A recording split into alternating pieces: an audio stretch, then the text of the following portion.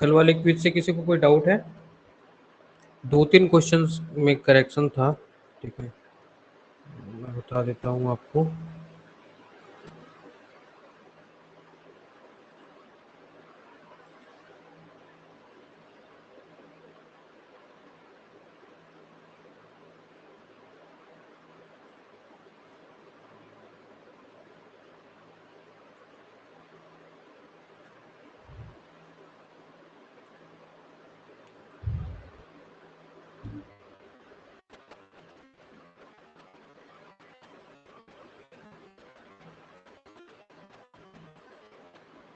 एक तो पहला क्वेश्चन ये कि क्लोरोप्लास्ट ऑफ बोडोगोनियम क्या होगा? ठीक है, तो ये आपका रेटिकुलेट होता है, ठीक है, कब से आपका क्रोमैटोमोनास में होता है। Okay, hello,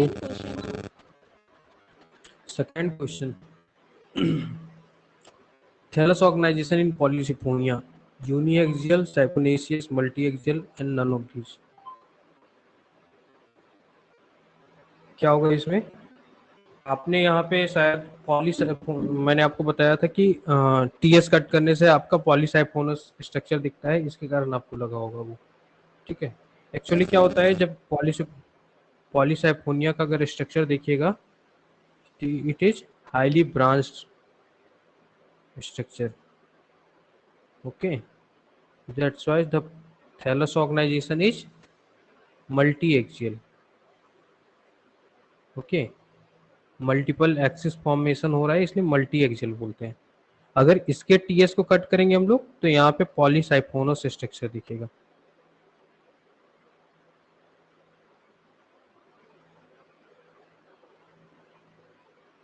okay,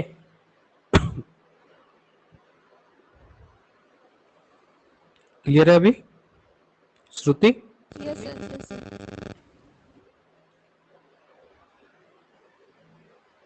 chloroplast shape जो है वो क्या होगी, रेटिकुलेट होगी ओडोगोनियम में, और क्लेमाइडोमोनास में आपकी कप शेप होगी।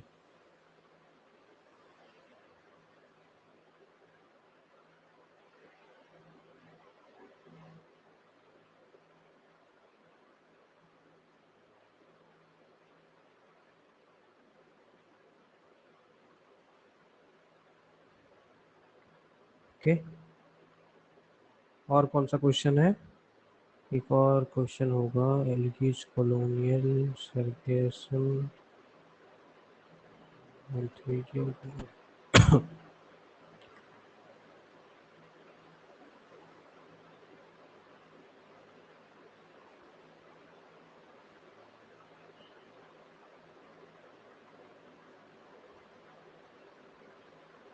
क्लोरोफिल डी जो है आपका, ये आपका रोडोफाइसी में भी मिलता है।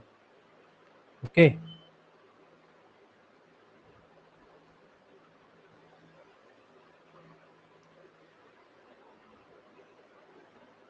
Cell wall of nostoc. कौन सा cell wall of nostoc. Cell wall of nostoc? Nostoc आपका माइक्रो मिक्सोबैक्टीरिया है। Okay, blue green algae nostoc, ठीक है, तो उसका जो सेल वॉल होगा वो यस सर। म्यूकोपेप्टाइड का बना होगा।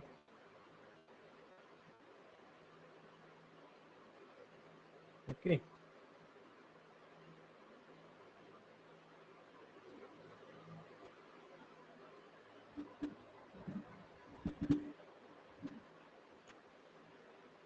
इसमें म्यूकोपेप्टाइड होगा, जस्ट लाइक बैक्टीरिया। ओके, भावना प्रेजेंट है क्लास में सर आप? हाँ बोलिए। सर्टेन आउटर मोस्ट क्या होगा, outer most layer? Outer most layer mucilaginous covering होती है सेल वॉल में, ठीक है। Okay sir.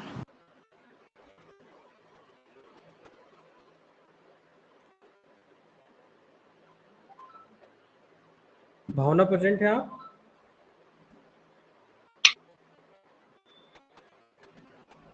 हेलो,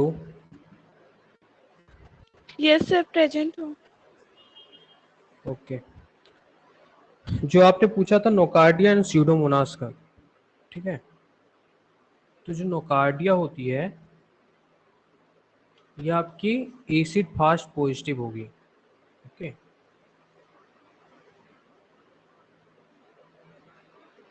और जो स्यूडोमोनास होता है it will be acid fast negative.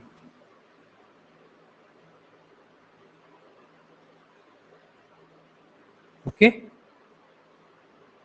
Note down कर ओके लीजिएगा इसको।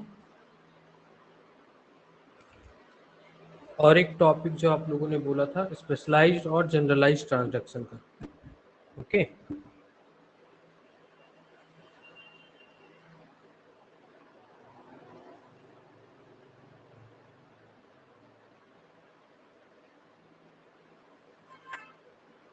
और एक है आपका जनरलाइज्ड ट्रांजैक्शन।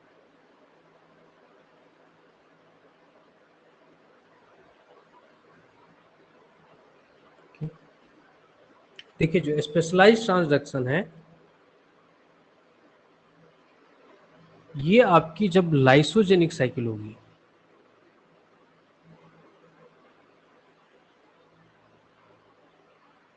तो वैसे केसेस में आपको ये ट्रांजैक्शन लाइसोजेनिक साइकिल जो आपके वायरस फॉलो करते हैं लाइफ साइकिल, वैसे वायरसेस जो होंगे वो स्पेशलाइज्ड ट्रांजैक्शन देंगे। ओके और जो वायरस आपके लाइटिक साइकिल आपको फॉलो करता है वो आपका जनरलाइज्ड ट्रांजैक्शन देगा। ओके, यहाँ पे स्पेशलाइज्ड और जनरलाइज्ड का मतलब क्या है, यहाँ पे आपका ये जो स्पेशलाइज्ड और जनरलाइज्ड है ये आपके जेनेटिक मटेरियल से आपका रिफर करता है। कैसे, हम लोगों को पता है लाइसोजेनिक साइकिल जो होती है उसमें क्या होता है, जो वायरस का जो आपका जेनेटिक मटेरियल है it gets incorporated with the bacterial chromosome. होता है या नहीं होता है? Yes sir. याद है या भूल गए अभी?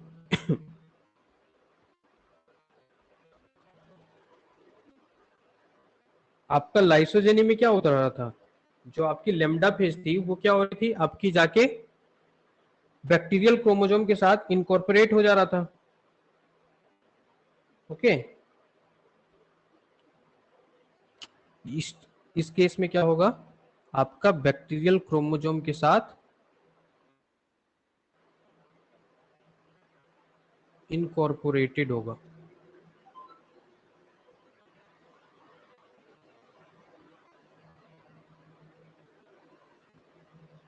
Recombinant with viral DNA.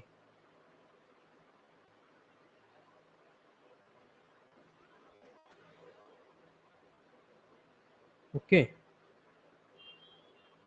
और यहाँ पे आपका क्या होगा, यहाँ पे आपको देखने को मिलेगा किसी भी तरह का कोई रिकॉम्बिनेशन नहीं होगा। Okay, no recombination. अब जब रिकॉम्बिनेशन नहीं है तो आपका जब लाइसिस होगी आपकी बैक्टीरिया की, ओके, तो आपका जब लाइसिस होगा तो आपको जो वायरस पार्टिकल मिलेंगे,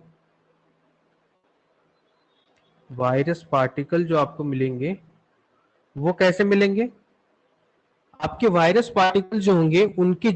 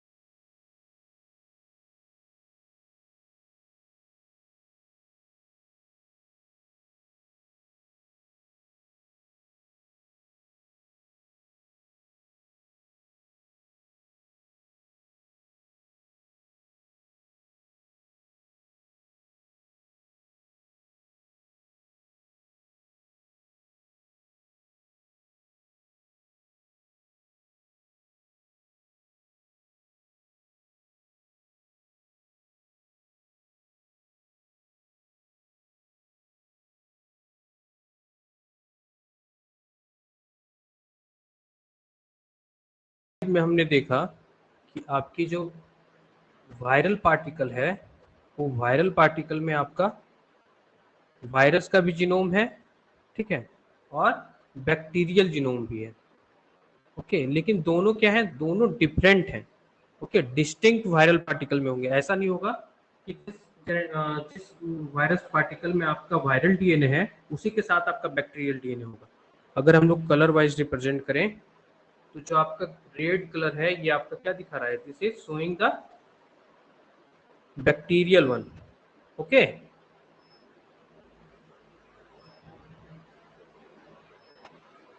दिस इज बैक्टीरियल वन। और ये आपका क्या है, ये आपका वायरस है, ये वायरल वन है। This one is viral one.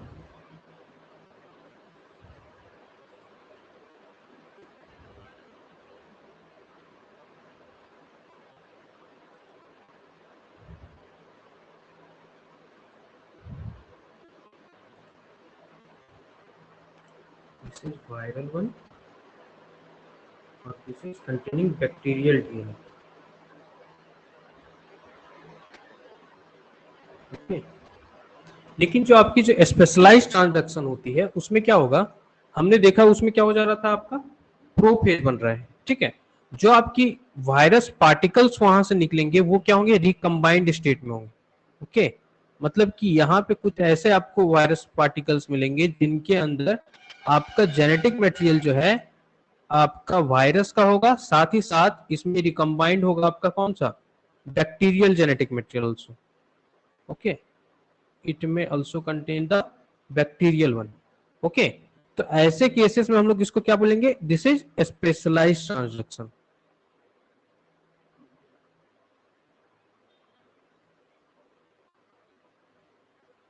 Okay, clear है ये सभी को? Generalized transaction and specialized transaction क्या डिफरेंस होता है? हेलो, क्लियर है सभी को? Yes sir. ओके, याद रखना है स्पेशलाइज्ड ट्रांजैक्शन हमेशा जो लाइसोजेनिक साइकिल दिखाता है उनमें होगा पॉसिबल, और जो आपकी जनरलाइज्ड ट्रांजैक्शन है वो किस में पॉसिबल है, लाइटिक वन में। ओके, तो अगर एग्जांपल पूछे तो एग्जांपल भी जो स्पेशलाइज्ड ट्रांजैक्शन का है वो हम लोग जो लाइसोजेनिक वन जो देता है जैसे कि लैम्डा फेज, ये आपका इसका एग्जांपल हो जाएगा। और जनरलाइज्ड ट्रांजैक्शन का कौन एग्जांपल हो जाएगा, जो आपकी लाइटिक साइकिल देती है जैसे कि T4 फेज। ओके,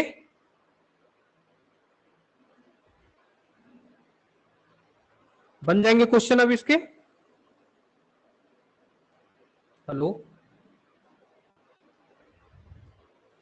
भावना क्लियर है आपको? Yes sir.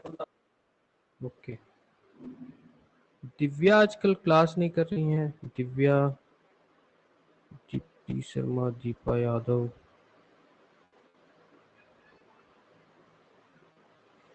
ओके, शिवानी आपको क्लियर है?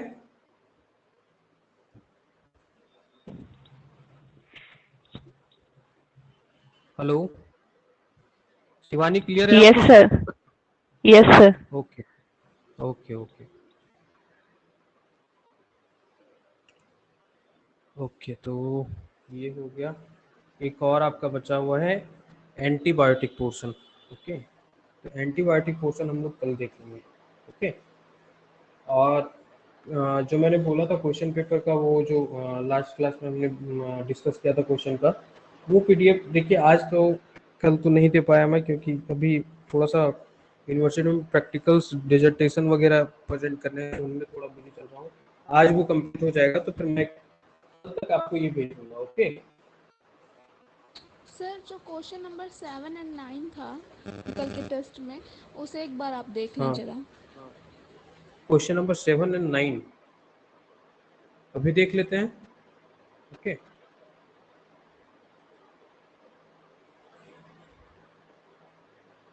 Question number 7 and 9, which of the following has two laterally placed flagella in male gamete? ये आपके किस में होते हैं, फियोफाइसी में होते हैं।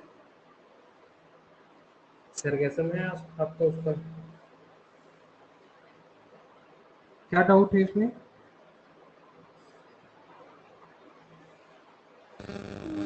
नहीं सर ये तो सही है, वो 9 सिंजू स्पोर्स ऑफ वोचीरिया, हाँ हाँ यही। Multi nucleate मल्टीप्लेजलेट। सर यहाँ पे ये डाउट था कि जो बायो न्यूक्लिएट टेट्राफ्लैजिलेट है तो एक वो भी तो होता है उसे क्या बोलते हैं, अरे सर क्वाड्रिफ्लैजिलेट होता है वो। देखिए एक क्वाड्रिप्लेजलेट था आपका, हाँ एक मल्टीप्लेजलेट और एक बाईप्लेजलेट है, ठीक है। 3 टाइप के स्पोर्स होते हैं। Yes sir. ओके मैंने आपको बताया था सिनजूस्पोर्स, सिनोजूस्पोर्स, ये दोनों आपके सेम हैं, ठीक है।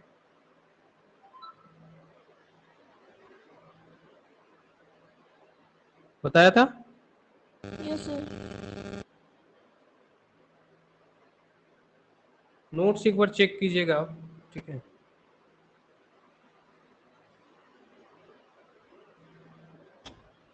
ओके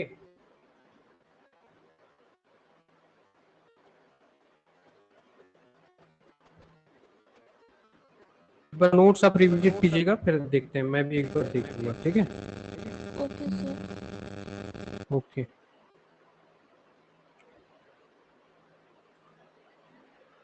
क्वेश्चन नंबर 9 में टेस्ट कर देखता, क्वेश्चन नंबर 9। ओके तो आज की क्लास में हम लोग देखने वाले हैं, वो देखने वाले थे क्रोमोसोम पैकिंग के बारे में। Hello sir. हेलो, हाँ बोलिए। हाँ sir, previous year question papers में सर एक क्वेश्चन था ना कि प्रोजेनेटर ऑफ हायर प्लांट्स, तो सर उसका आंसर फिशेला दिया हुआ था। नोट्स में हम लोग लिखे हैं कोलियोचीट। देखिए दो आपको लिखवाया गया था, प्रोजेनेटर ऑफ हायर प्लांट्स और progenitor of land plants. Yes sir. तो हायर प्लांट्स में मैंने शायद कॉलिकिट लिखा है और लैंड प्लांट में फ्रिशेला लिखा है, ऐसा कुछ लिखा है। Yes sir. क्वेश्चन क्या दिया हुआ था? Progenitor of higher plants. Yes sir, और उसमें आंसर फिशेला सही था। फ्रिशेला सही था, यस सर। दिया हुआ था। सर आपकी वॉइस नहीं आई, ब्रेक होके आ रही थी। बोल रहा हूँ ऑप्शन में कॉलिकिट था। नो सर, नहीं था। कॉलिकिट था ही नहीं ऑप्शन। नहीं नहीं, ऑप्शन सॉरी सर, ऑप्शन था, ये ऑप्शन था, लेकिन दोनों में फिशेला सही किया था। आंसर की कहाँ से आपने मैच किया? सर वो यूट्यूब पे मास्टर्स ऑफ बॉटनी है ना, अच्छा वही प्रीवियस ईयर एनालिसिस। लेकिन वो पीडीएफ में देखा था मैंने, तो उन्होंने आंसर में दोनों लिखा है। एक्चुअली आई थिंक उन्होंने ज़्यादा डीप में नहीं गए हैं वो, तो वो दोनों आंसर पीडीएफ में पुट देखिए किए हैं, आंसर क्या है ना, फिशेला भी और कॉलकिट भी। आंसर्स जो हैं, आंसर्स कई सारे जो आंसर्स होते हैं वो आपके चैलेंज में भी जाते हैं, ठीक है। पहले आंसर की पब्लिश कर देता है यूनिवर्सिटी, ठीक है, उसके बाद आंसर को चैलेंज किया करने का भी ऑप्शन देता है, ठीक है। तो आंसर हो सकता है उनका जो आंसर होगा वो जो यूनिवर्सिटी ने रिलीज किया होगा पहले वो वाला आंसर किया होगा, ठीक है, और बाद में फिर उसको चैलेंज करने के बाद हो सकता है चेंज किया गया हो आंसर। आप ये दो स्टेटमेंट याद रखिए कि हायर प्लांट्स के जो होते हैं आपके, उनका कॉलिकिट होता है और लैंड प्लांट्स के जो होते हैं वो फ्रिशेला होता है। अगर डाउट हो तो आप क्या कीजिए, सिंपली यहाँ पे एक बार सर्च कीजिए और फ्रिशेला और कॉलिकिट का स्ट्रक्चर देखिए और इवोल्यूशनरी टेंडेंसीज देखिए। Okay okay sir. यहाँ पे डाउट लगे आपको, अगर वैसा आंसर में डाउट लगेगा, ठीक है, तो आप सिंपली सर्च कीजिए, रिसोर्स ढूंढिए, रिसोर्स के साथ आप चैलेंज कीजिए क्वेश्चन को, यूनिवर्सिटी चेंज करती है आंसर, ठीक है, आपको टाइम देती है। अगर आपको लग रहा है वैसे आंसर में कोई डाउट है तो आप बिल्कुल सर्च कीजिएगा, ठीक है। और ये नहीं कीजिएगा कि फ्रिसेला यहाँ विकिपीडिया से निकाल के आप वहां पे दीजिएगा, ठीक है। कोई अच्छे पब्लिशर की बुक होनी चाहिए, ठीक है, वहां से आप रिसोर्स दीजिएगा कि यहाँ पे ये दिया हुआ है, या तो फिर कोई रिसर्च पेपर होना चाहिए उस पर दिया होना चाहिए, वो रिसोर्स दीजिएगा तो बिल्कुल आंसर चेंज किया जाता है, ओके। Okay sir.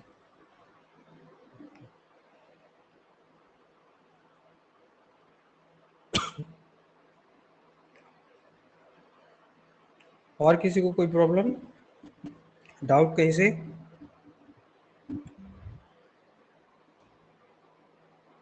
नहीं है, ओके। तो स्टार्ट हम लोग करेंगे आज क्रोमोसोमल पैकेजिंग।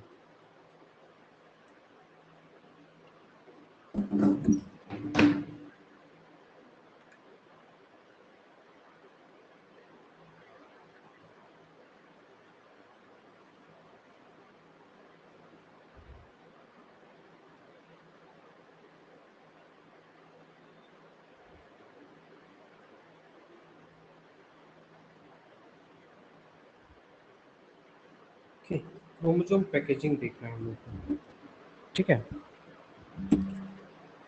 क्रोमोसोम किससे बना होता है? डीएनए से, ठीक है। और क्रोमोसोम स्ट्रक्चर जो है it is usually present in eukaryotic cell. जो प्रोकैरियोटिक सेल होते हैं उनमें क्या प्रेजेंट होता है आपका? न्यूक्लियोइड प्रेजेंट होगा,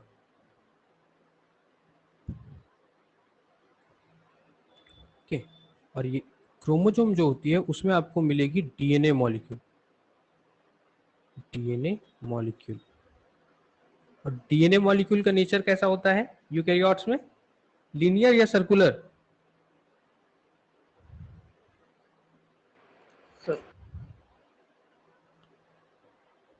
सर्कुलर बता रहे हैं Linear सभी, in eukaryotes. Okay. Linear DNA molecules will be there, okay. Circular DNA molecules किन में प्रेजेंट होगा? Prokaryotes. प्रोकैरियोटिक इसमें, ओके। जो लीनियर डीएनए मॉलिक्यूल होती है उसका अगर जो आपका जो डीएनए कंटेंट है हमारा डिप्लॉइड सेल का, अगर हम लोग पर बेसिस अगर लेंथ हम लोग अगर कैलकुलेट करें तो जो अबाउट लेंथ आता है it is around 3 meter, okay. तो जो टोटल डीएनए की लेंथ है वो कितनी है आपकी? 3 मीटर। और आपका जो न्यूक्लियस है जहां पे ये DNA molecules in form of chromosome organize होते हैं, ओके, वो कितना होता है डायमेंशन उसका न्यूक्लियस का?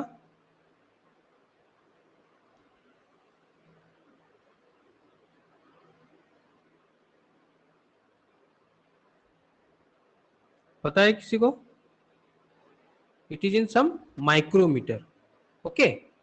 तो ये जो यहाँ पे इतना ज्यादा डिफरेंस हम लोगों को दिख रहा है, ठीक है, ये आपका 10⁻⁻⁶ मीटर के अराउंड है और यहाँ पे हम लोग बात कर रहे हैं 3 मीटर के अराउंड, ठीक है।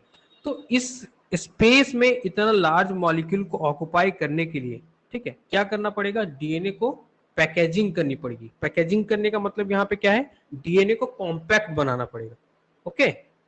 और वो कॉम्पैक्ट कैसे होता है?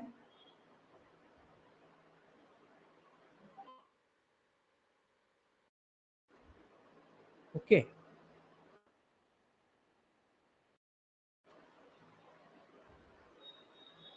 occurs through coiling, okay. और ये जो कॉइलिंग है यही जो है यही इसी को हम लोग पढ़ते हैं पैकेजिंग में, ठीक है। क्रोमोसोम पैकेजिंग में हम लोग इसको पढ़ेंगे, ओके।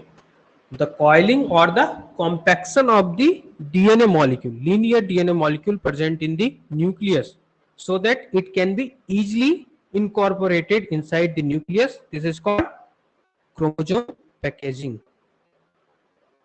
okay. क्रोमोसोम पैकेजिंग कैसे होती है? क्रोमोसोम पैकेजिंग डिफरेंट साइंटिस्ट ने डिफरेंट इसके मॉडल्स दिए थे, ठीक है। मोस्ट एक्सेप्टेड मॉडल है वो है आपका न्यूक्लियोसोम मॉडल से स्टार्ट होगा और it will and into metaphase chromosome. कल हमने देखा था किस तरह से कॉम्पेक्शन हो रहा था अलोंग दी सेल साइकिल के अलोंग, याद है? सबसे पहला कौन सा मॉलिक्यूल आके बाइंड कर रहा था आपका डीएनए को, डीएनए के पैकेजिंग में? कोहेसिन। हेलो, कोहेसिन। और उसके बाद कंडेंसन। कंडेंसिन। कोहेसिन का फंक्शन क्या था?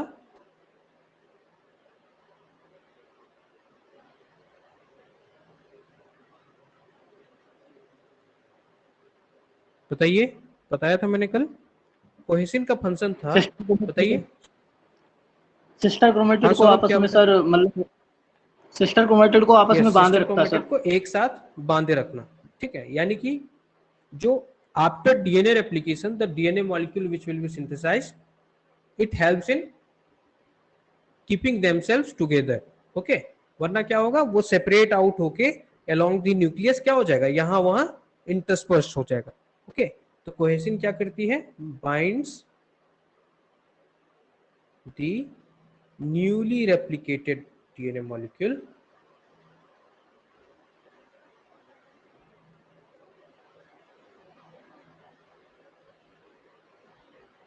and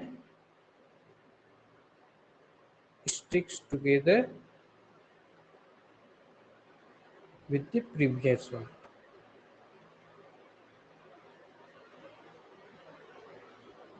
okay.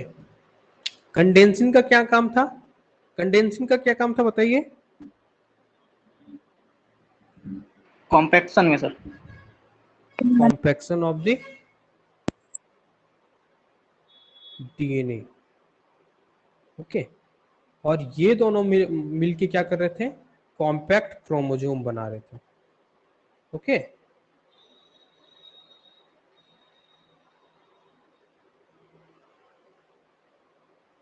ये दोनों मॉलिक्यूल्स को याद रखिएगा, ठीक है।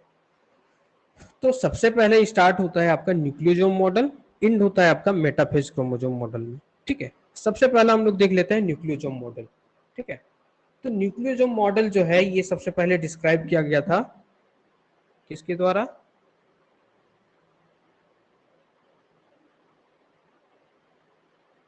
ये डिस्क्राइब किया गया है बाय,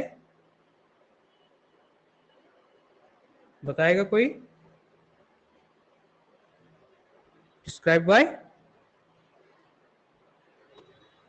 कॉरेनबर्ग, ओके। काफी नामी आपके जाने माने आपके जेनेटिसिस्ट थे ये, ठीक है। कॉरेनबर्ग, जेनेटिक्स पढ़िएगा तो कई जगह पे इनका नाम मिलेगा आपको, ठीक है। ये क्या है, this is first order of packaging, okay. First order of packaging मतलब कि सबसे पहला जो लेवल है आपका क्रोमोसोम पैकेजिंग का, वो स्टार्ट कहां से होती है, न्यूक्लियोसोम मॉडल से, ओके। कई बार सवाल यही पूछ दिया जाता है कि which is the first order of packaging of chromosome, तो कौन सा है आपका, न्यूक्लियोसोम मॉडल, ओके। क्या होता है इसमें न्यूक्लियोसोम मॉडल में? In this we found that DNA simply raps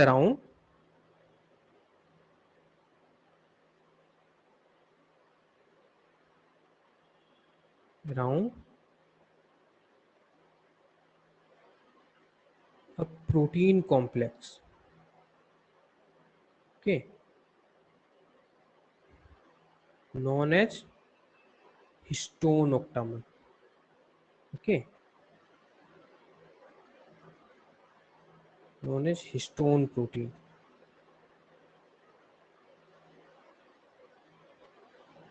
okay। और प्रोटीन के साथ साथ also non histone protein,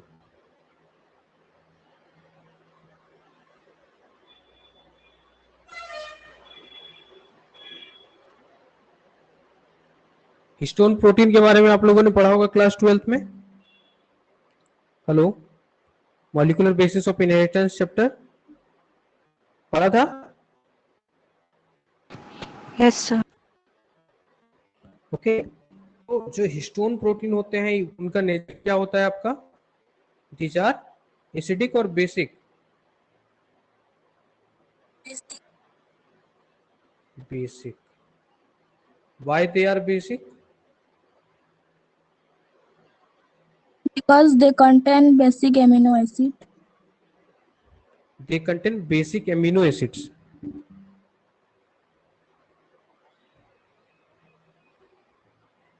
Due to presence of basic amino acid.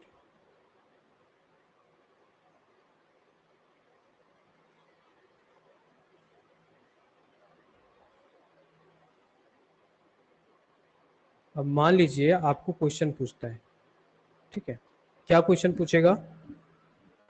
Question पूछता है कि which of the following amino acids are present in,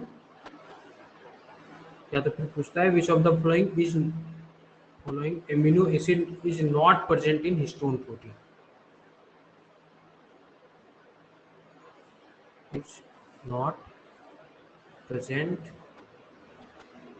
in amino acid. Option आपको दे दिया जाएगा, क्या क्या ऑप्शन दे दिया जाएगा?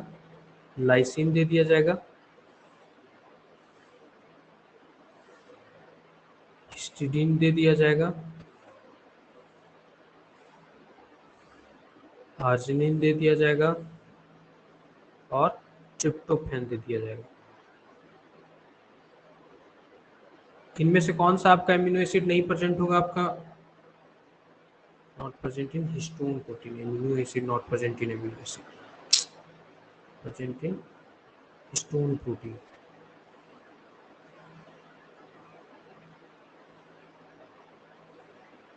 क्या हो जाएगा आंसर इसका?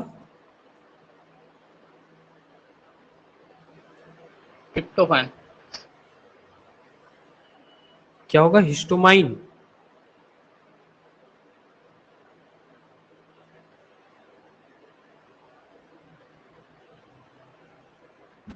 D होगा।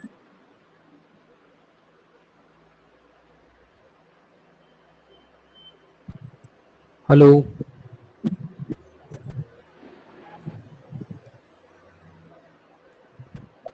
कौन सी एमिनो एसिड नहीं प्रेजेंट होती है आपकी प्रोटीन में? Tryptophan sir. हिस्टामिन। जो करेक्ट आंसर है इसका, हिस्टामिन और ट्रिप्टोफैन दोनों है।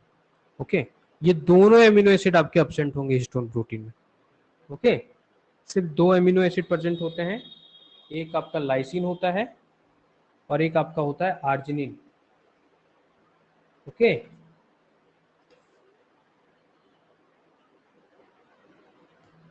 क्लियर है?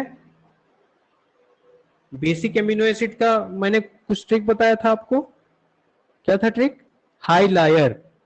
Okay, histidine, lysine and arginine. ये तो आपका ट्रिप्टोफैन है ही नहीं बेसिक, या है बेसिक?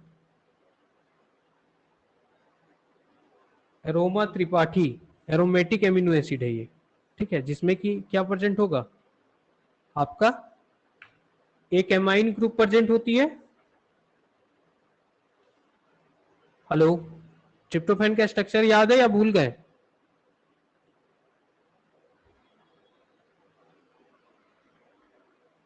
हेलो, सब शांत हो गए हैं, आवाज जा रही है मेरी?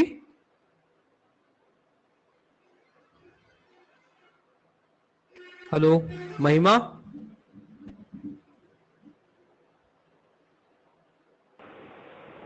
Yes sir. जो ट्रिप्टोफैन होता है वो आपका बेसिक होता है या नहीं होता है?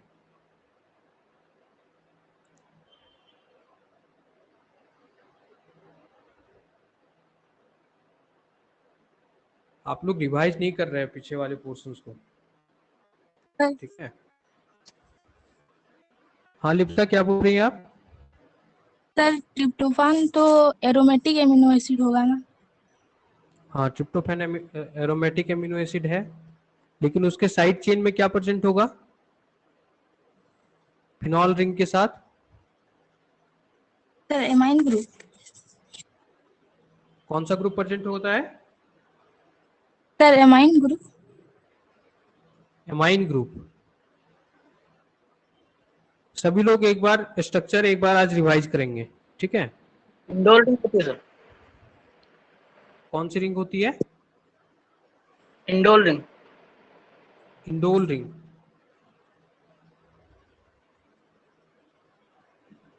प्यूरिन। इंडोल रिंग आपका प्यूरिन में प्रेजेंट होता है। ये क्या कहते हैं, प्यूरिन बोल रहा हूँ,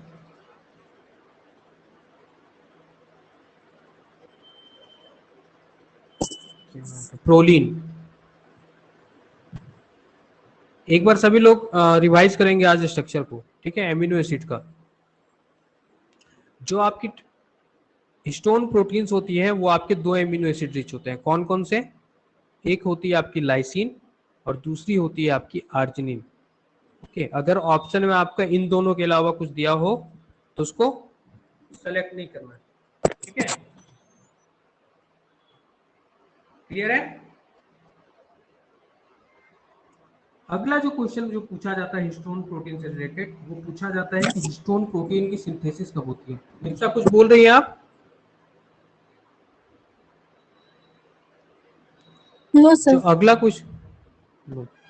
अगला जो क्वेश्चन पूछा जाता है वो पूछा जाता है histone excuse me protein sir. की। हाँ बोलिए। सर बेसिक प्रोटीन के बाद क्या लिखा है? Basic protein also non histone protein, ये आपका इस वाले लाइन में है, ठीक है? DNA wrapped around a protein complex known as histone protein, ठीक है? और हिस्टोन प्रोटीन के साथ साथ आपका नॉन हिस्टोन प्रोटीन भी होता है, ठीक है? उसके बाद ये दूसरा लाइन है कि हिस्टोन प्रोटीन जो होती है वो बेसिक प्रोटीन होती है due to the presence of basic amino acid. Okay,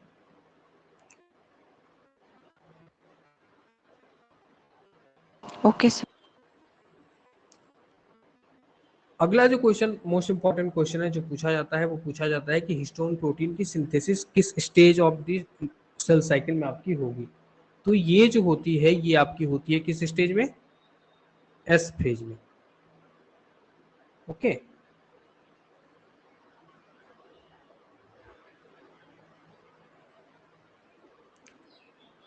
और जो क्वेश्चन जो आपका हिस्टोन प्रोटीन से पूछा जा सकता है वो पूछा जा सकता है कि जो genes synthesizing the histone protein,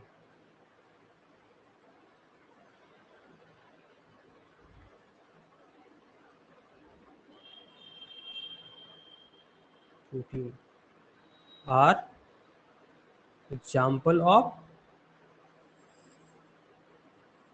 A. Housekeeping gene,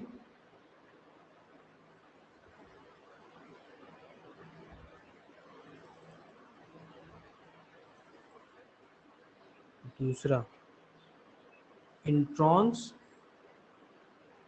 तीसरा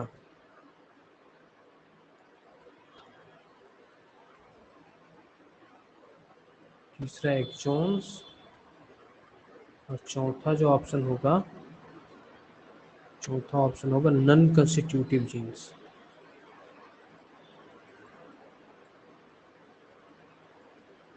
क्या होगा आंसर, तो बताएगा? हाउसकीपिंग जी। Housekeeping genes. क्यों होगा हाउसकीपिंग जीन्स? क्योंकि सर ये मतलब कॉन्स्टिट्यूट अपने आप सिंथेसिस, मतलब इसके जीन ऑलवेज जो एक्सप्रेस होते रहते हैं सर, तो इसका कॉन्स्टिट्यूट सिंथेसिस होती है प्रोटीन की, इससे सर हिस्टोन की। देखिए हाउसकीपिंग जीन्स जो होते हैं आगे जब हम लोग पढ़ेंगे तो देखेंगे कि हाउसकीपिंग जीन्स उनको बोला जाता है जिनसे प्रोटीन सिंथेसिस क्या है ऑन रेगुलर बेसिस आपका कंटिन्यूअस होता रहे, ठीक है? ऐसा नहीं कि वो कभी होगा कभी नहीं होगा। जो आपका वैसे जीन्स होते हैं जिनसे आप प्रोटीन सिंथेसिस कभी हो रही है नहीं हो रही है उसको हम लोग बोलते हैं नॉन कंस्टिट्यूटिव जीन्स। ओके, और जिनसे आपकी रेगुलर जो प्रोटीन सिंथेसिस हो रही है, एमआरएनए कंटिन्यूअसली बन रहा है, that are called housekeeping genes और constitutive genes. ओके उसके बाद ये जो है आपके इंट्रॉन्स और एक्सॉन्स, ये पार्ट होते हैं जीन के, यानी कि जो इंट्रॉन्स होते हैं वैसे सेगमेंट्स जो आपके ये क्या होंगे, नॉन होगा coding and it sequence. Will coding sequence.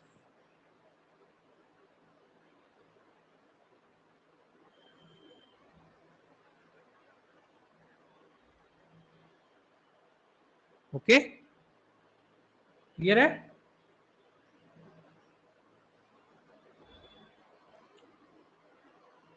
Clear है सभी को यहाँ तक? सर ये हाउस कीपिंग वाला बता दें एक बार और। देखिए हाउस कीपिंग मतलब क्या हुआ, जैसा कि नाम बता रहा है हाउस कीपिंग मतलब जो घर की रखवाली करे। ओके तो घर की रखवाली कौन करेगा, जो हमेशा घर में प्रेजेंट रहेगा, ठीक है। और जो हमेशा घर में प्रेजेंट रहेगा उसका सेंस ये है कि all the time the protein must be the genes must be expressing nature. Okay so the genes which continuously express themselves, continuously transcription occurs of those genes, those genes are called housekeeping genes. Okay okay sir.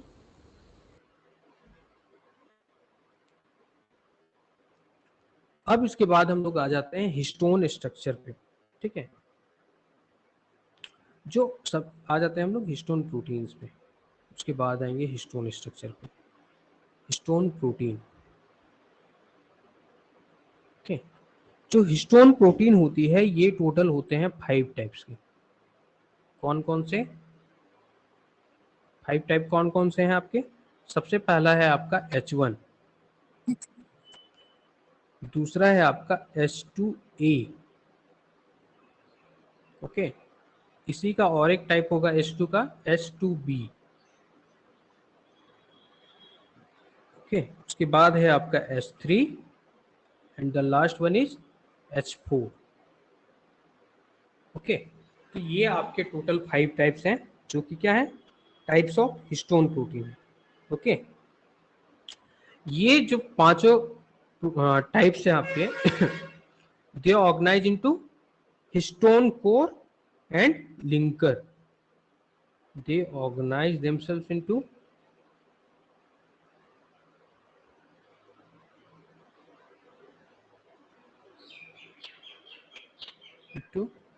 Histone core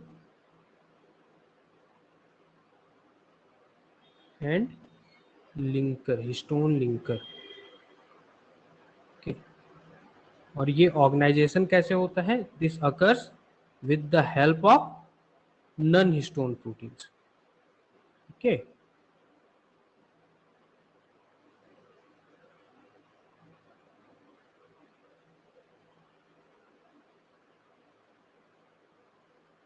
यानी कि वैसे proteins जो आपके nucleosome में present होंगे वो histone बनाकर, histone ना बनाकर किसी और फंक्शन में जो इन्वॉल्व होंगे, जैसे कि कई सारे पॉलीमरेज एंजाइम्स होते हैं वो भी आपके प्रोटीन्स हैं, ठीक है। कई सारे और एंजाइम्स मिलते हैं न्यूक्लियोसोम के अंदर, न्यूक्लियोसोम स्ट्रक्चर को क्रिएट करने में जो हेल्प करते हैं, they are called non histone protein. Okay वैसे प्रोटीन जो आपके हिस्टोन बनाएंगे, जो कि आपके ये 5 हैं, उनके अलावा कोई भी और होगा तो उसको हम लोग बोलेंगे नॉन हिस्टोन प्रोटीन। ओके तो जब ये आपका क्या बना रहा है, हिस्टोन कोर और हिस्टोन लिंकर, यानी कि जो हिस्टोन प्रोटीन है आपका, जो हिस्टोन प्रोटीन है यार वो क्या हो रहा है, वो 2 क्लास में बट जा रहा है, एक हिस्टोन कोर बनाने वाले प्रोटीन्स और एक हिस्टोन लिंकर बनाने वाले प्रोटीन। ओके सबसे पहले हम लोग देख लेते हैं हिस्टोन कोर प्रोटीन के बारे में। हिस्टोन कोर प्रोटीन, ओके कौन से प्रोटीन्स आपके हिस्टोन कोर बनाते हैं? ओके तो this is constituted by H2A, H2B and यहाँ पे स्लैश नहीं दीजिए, यहाँ पे कॉमा दीजिए। H2A प्रोटीन होगा हिस्टोन कोर बनाने में, H2B होगा एंड H3 होगा एंड H4 होगा। ओके,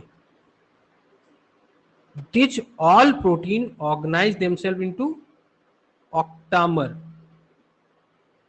ओके, ऑक्टामर मतलब कि जो कोर प्रोटीन होती है वो ऑक्टामर लाइक होती है। कैसी होती है ऑक्टामर? आप लोगों ने पढ़ा होगा सॉलिड स्टेट में कि जब सीसीपी स्ट्रक्चर बनता है, क्यूबिक क्लोज पैकिंग, ठीक है, तो उसमें total number of coordination number कितना होता है उसका?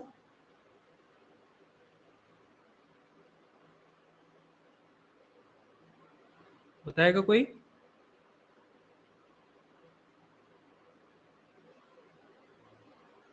हेलो,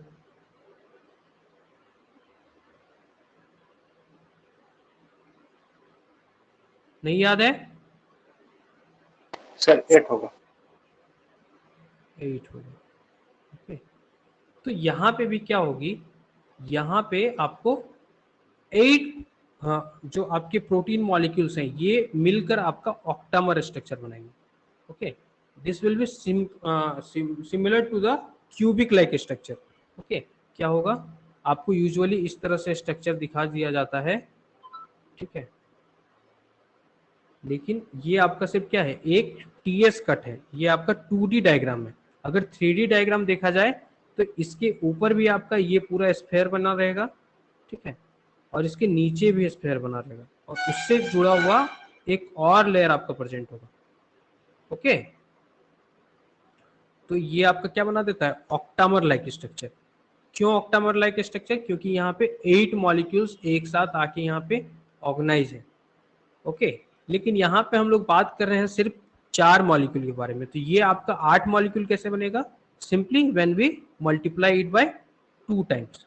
ओके, मतलब कि जो यहाँ पे जो प्रोटीन मॉलिक्यूल्स हैं इनका क्या होगा, they are present in pair. Okay, क्या होंगे, ये जोड़ा में प्रेजेंट होगा, ठीक है, हर एक मॉलिक्यूल जो है वो 2 प्रेजेंट होगा, 2 molecules of 2 molecules each of each protein. Okay, मतलब कि यहाँ पे क्या होगा, 2 H2A मॉलिक्यूल्स होगा, 2 H2B प्रोटीन का मॉलिक्यूल होगा, 2 H3 प्रोटीन का मॉलिक्यूल होगा और 2 H4 प्रोटीन का मॉलिक्यूल होगा। ओके, इसको कई कई बार क्या होता है, जो क्वेश्चन पूछा जाता है वो आपका direct H3 H4 H2A H2B ना देकर कभी कभार क्वेश्चन पूछ दिया जाता है कि H2A एंड H2B ये एक कॉम्प्लेक्स हुआ और ये क्या हो गई, this is present as a dimer. Okay, मतलब कि ये जो कॉम्प्लेक्स बन रहा है ये कॉम्प्लेक्स 2 टाइम प्रेजेंट होगा। समझ पा रहे हैं क्या बोल रहा हूं मैं? ये H2A है, ये H2B है। ओके, अब इसका डाइमर प्रेजेंट है, डाइमराइजेशन हो गया यहाँ पे, ठीक है, तो ये क्या हो जाएगा, 2 to 4 बन गया, ठीक है, मतलब ऑक्टामर का फर्स्ट टेट्रामर ये हो गया। ओके, अब क्या होगा, अब और 4 मॉलिक्यूल चाहिए तो then H3H4 tetramer. Okay, H3H4 tetramer, इसके ऊपर आपका H3H4, there is H3 and H4। Clear है सभी को? क्यों H3H4 यहाँ पे टेट्रामर बोला गया और यहाँ पे क्यों डाइमर बोला गया? No hello, sir. क्लियर है नहीं क्लियर है? एक बार फिर एक्सप्लेन कर। देखिए क्या है, जो H2A है और H2B है ये क्या कर रहा है, आपका एक कॉम्प्लेक्स बना रहा है, ठीक है, ये कॉम्प्लेक्स जब बना रहा है तो इसको हमने बोला ये आपके 2 मॉलिक्यूल बन गए, ठीक है, तो ये अगर आपका डाइमर की तरह एग्जिस्ट करेगा मतलब कि ये जो कॉम्प्लेक्स है आपका 2 प्रेजेंट होगा, ठीक है,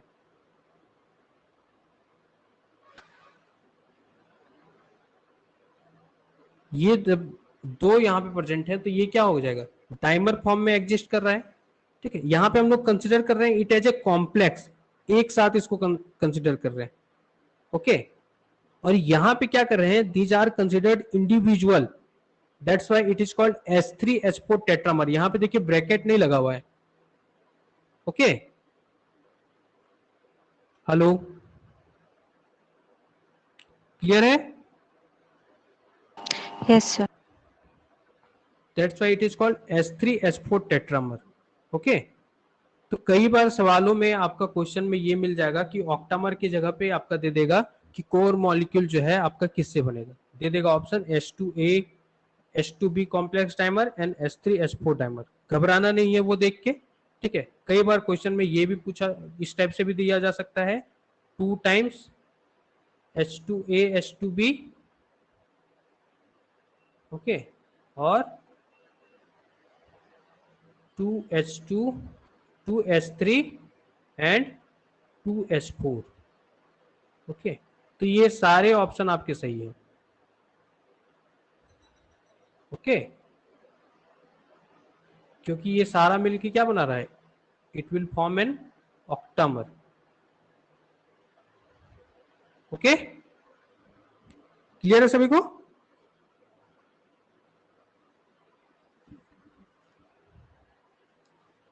hello, is it clear to everyone? Hello, आवाज जा रही है मेरी? Yes sir.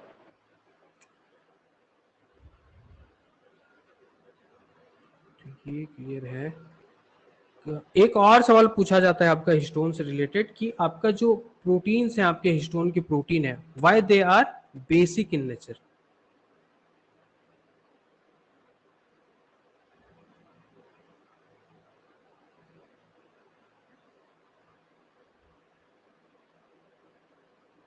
Histone proteins are basic in nature, क्यों होता है बेसिक नेचर इसका?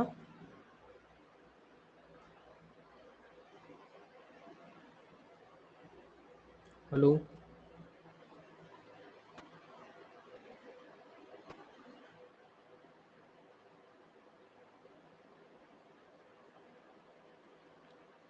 नहीं पता है, कोई बात नहीं। अभी हमने देखा कुछ देर पहले कि जो हिस्टोन प्रोटीन है, it helps in compaction of DNA. Okay, compaction of DNA मतलब कि क्या कर रहा है, डीएनए को ये कंप्रेस कर रहा है। कैसे? डीएनए को क्या कर रहा है, अपने चारों ओर क्या कर रहा है, ये रैप अराउंड कर रहा है। ठीक है, तो मतलब यानी कि जब रैप अराउंड कर रहा है, मतलब कि डीएनए क्या हो रही है, इंटरेक्ट कर रही है हिस्टोन प्रोटीन के साथ। हमें पता है कि जो डीएनए होती है, डीएनए में क्या होता है, फॉस्फेट ग्रुप होता है phosphate group.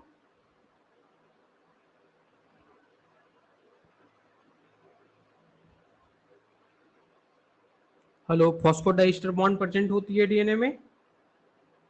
Yes sir.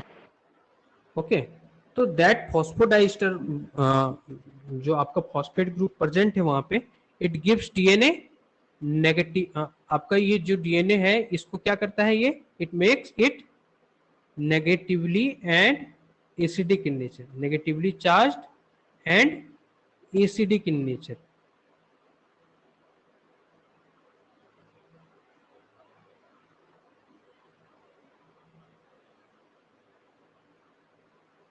Okay, but जो आपका हिस्टोन प्रोटीन है, इसमें क्या है, आपका बेसिक प्रोटीन है। और बेसिक प्रोटीन है इसका मतलब क्या है, यहाँ पे क्या प्रेजेंट होगा, it contains amine group. Okay, और एमाइन ग्रुप हमें पता है जब आपका आयनाइज कंडीशन में जाता है तो वो किस स्टेट में आता है, NH3+। ओके, मतलब कि यहाँ पे अगर नेगेटिव चार्ज है और यहाँ पे पॉजिटिव चार्ज है, प्लस ये क्या है, बेसिक है, बेसिक एंड पॉजिटिवली चार्ज, तो क्या होगा यहाँ पे, it will neutralize the DNA, neutralization reaction होगी and this neutralization makes the stability. Okay, ये जो न्यूट्रलाइजेशन रिएक्शन यहाँ पे होगा, it will have get the stability. Okay, clear है सभी को? डाउट है यहाँ पे किसी को?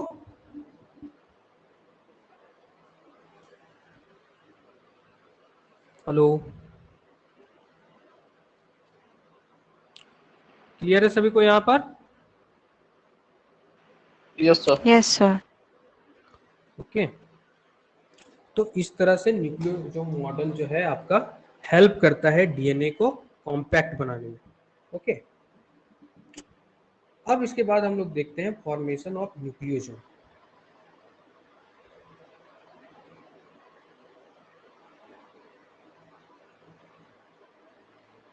किस तरह से न्यूक्लियोसोम जो है आपका फॉर्म होगा. ओके, तो सबसे पहले क्या होगा, जो आपकी कोर पार्टिकल है, कोर पार्टिकल किससे बन रहा है आपका? हिस्टोन इन्वॉल्व है, H2A, H2B. It will further organize itself into chromatosome.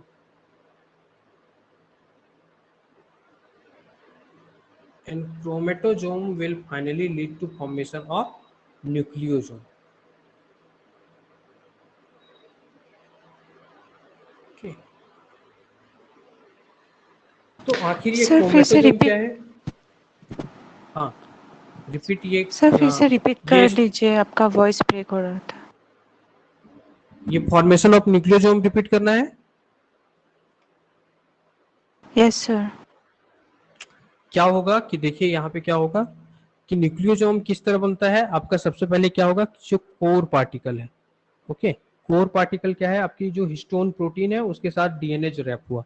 Okay, it will further organize itself into chromatosome. Okay, and chromatosome will further organize into nucleosome. Okay, अभी एक एक करके हम लोग देखते हैं core particle, chromatosome and nucleosome को. Core particle हमने देख लिया. क्या था कोर पार्टिकल? कि जो आपकी जो ऑक्टामर बन रही थी, कैसे ऑक्टामर बन रहा था आपका? DNA raped around the histone octamer. तो ये आपका क्या बन रहा था? Core particle.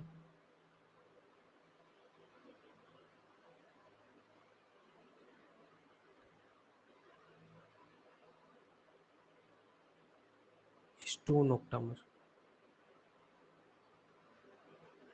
ओके, लेकिन सवाल जो है आपका पूछा ये नहीं जाता है कि कोर पार्टिकल बनी किससे है.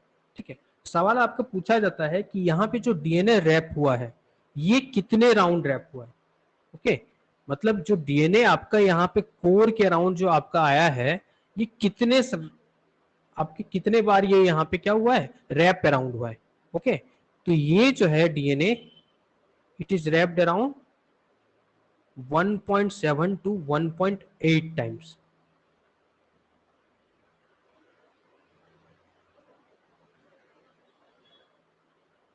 Okay, times in left-handed.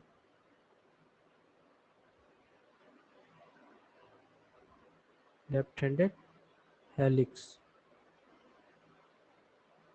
Okay, ये जो आपका यहाँ पे प्रेजेंट होगा, ये मान लीजिए हिस्टोन ऑक्टामर है, तो क्या होगी? डीएनए आएगी यहाँ पे, और ये लेफ्ट हैंडेड टर्न के साथ ये क्या होगा आपका यहाँ पे 1.7 टाइम्स ये आपका यहाँ पे टर्न बनाकर ये राइट हैंडेड बन गया है. लेफ्ट हैंडेड बनाना है.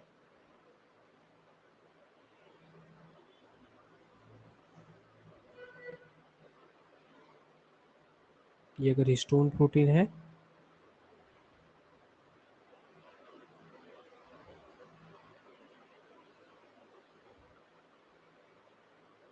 ये क्या होगा 1.7 टाइम्स 1 टाइम, ये पूरा 2 टाइम हो गया ना.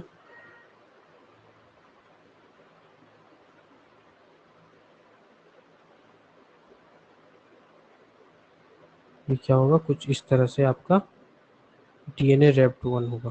ठीक है, ये पूरा 2 टाइम्स ना होकर ये आपका 1.7 टाइम रैप होके ये डीएनए फिर क्या करेगी, नेक्स्ट न्यूक्लियोसोम जो आपका कोर प्रोटीन है उससे आपका रैप करेगा। ओके, यहाँ पे क्या होगा, जो total number of base pairs आपके डीएनए इन्वॉल्व होंगी 1.7 टू 1.8 टाइम्स, यहाँ पे इसको राउंड करने में वो कितने होते हैं, ये भी इंपॉर्टेंट है, पूछा जाता है। हेलो सर ये लेफ्ट हैंडेड हेलिक्स में क्यों रैप होगा? लेफ्ट हैंडेड हेलिक्स में क्यों रैप होगा? Yes sir. डीएनए की कॉइलिंग किस तरह से होती है, जो sir B B DNA form होता है ऑफ उसका। डीएनए तो राइट हैंडेड होता है ना? हाँ, B form of DNA right handed होता है, Z form of DNA left handed होगा। ओके, रैप यहाँ पे आपका लेफ्ट हैंडेड हेलिक्स इसलिए होगा क्योंकि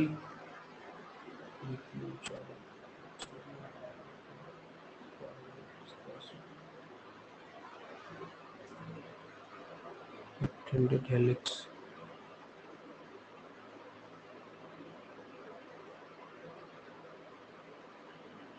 टॉर्सनल एंगल यहाँ पे था या पे क्या था,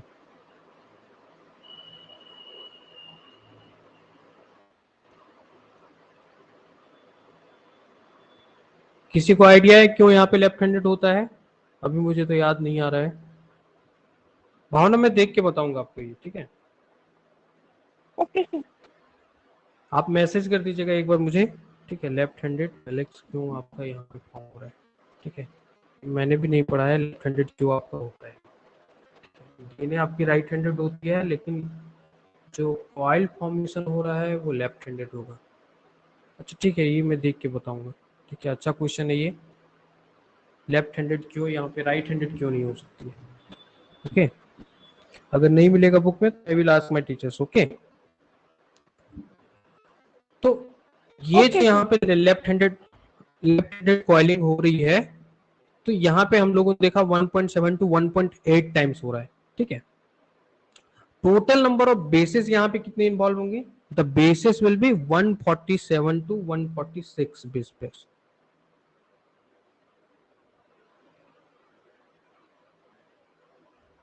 base pair of DNA. Okay, ये दोनों काफी इंपॉर्टेंट है, कई बार सवाल पूछा जा चुका है इनसे रिलेटेड। ठीक है, कि जो कोर प्रोटीन होती है उनके अराउंड डीएनए कितना राउंड टर्न बना के आपका कॉइल्ड है और कितने नंबर ऑफ बेस पेयर्स आपके डीएनए के इन्वॉल्व है उसमें। ओके, काफी इंपॉर्टेंट है, कई बार सवाल में पूछा जा चुका है। ठीक है, और काफी कॉमन क्वेश्चन है ये।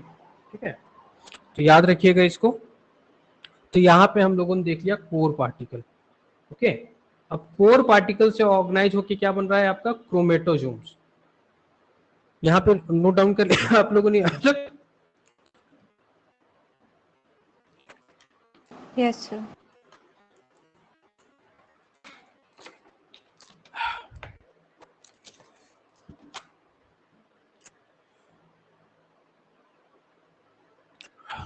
अब इसके बाद हम लोग को देखना है क्रोमेटोजोम्स।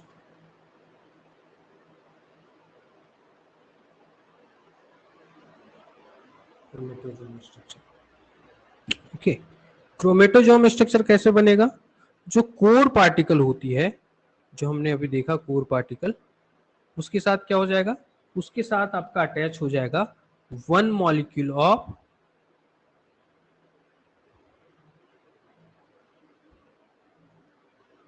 H1 histone protein.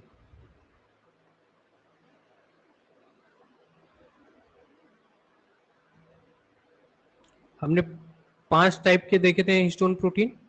ठीक है, तो जो ऑक्टामर बन रहा था वो कैसे बन रहा था, आपके 4 टाइप के प्रोटीन मॉलिक्यूल मिलकर बन रहे थे। ठीक है, जो 5वां बचा था वो क्या करेगा, जो कोर मॉलिक्यूल बनती है उसके साथ क्या करेगा, उसके बाद उसमें अटैच होगा। क्यों अटैच होता है ये? ठीक है, ये आपका अटैच होता है to link the DNA outside the octamer.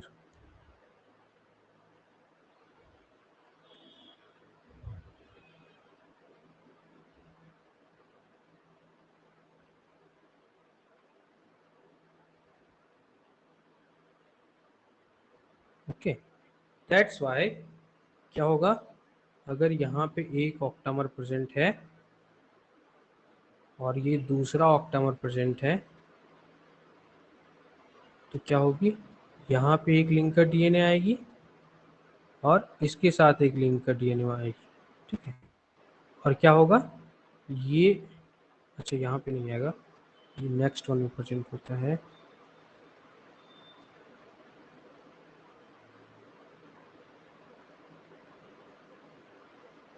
ठीक है।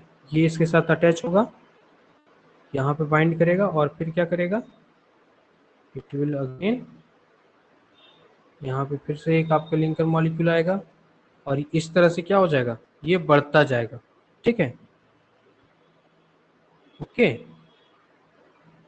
And it will finally lead to nucleosome model, जिसको हम लोग बोलते हैं beads on string like structure.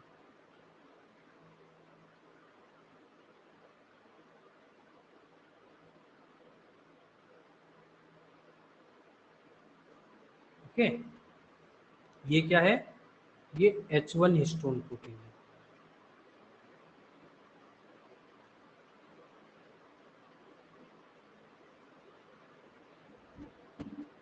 Okay, अब यहाँ पे क्या है आपका क्वेश्चन, क्या पूछा जाता है यहाँ पे, क्वेश्चन ये पूछा जाता है, क्वेश्चन पूछा जाता है आपका कि लिंकर हिस्टोन प्रोटीन किसको हम लोग बोलते हैं, which one of the following is linker histone.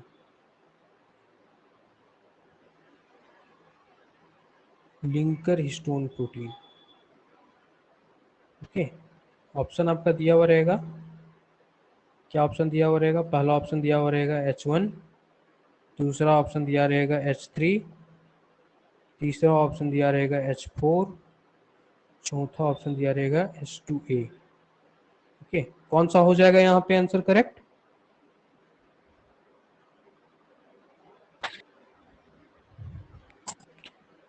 H1। Okay, एक और सवाल यहाँ पे पूछा जाता है कि जो क्रोमेटो जो स्ट्रक्चर है, इस कंडीशन में total number of base pairs of DNA कितने होंगे, number of base pairs.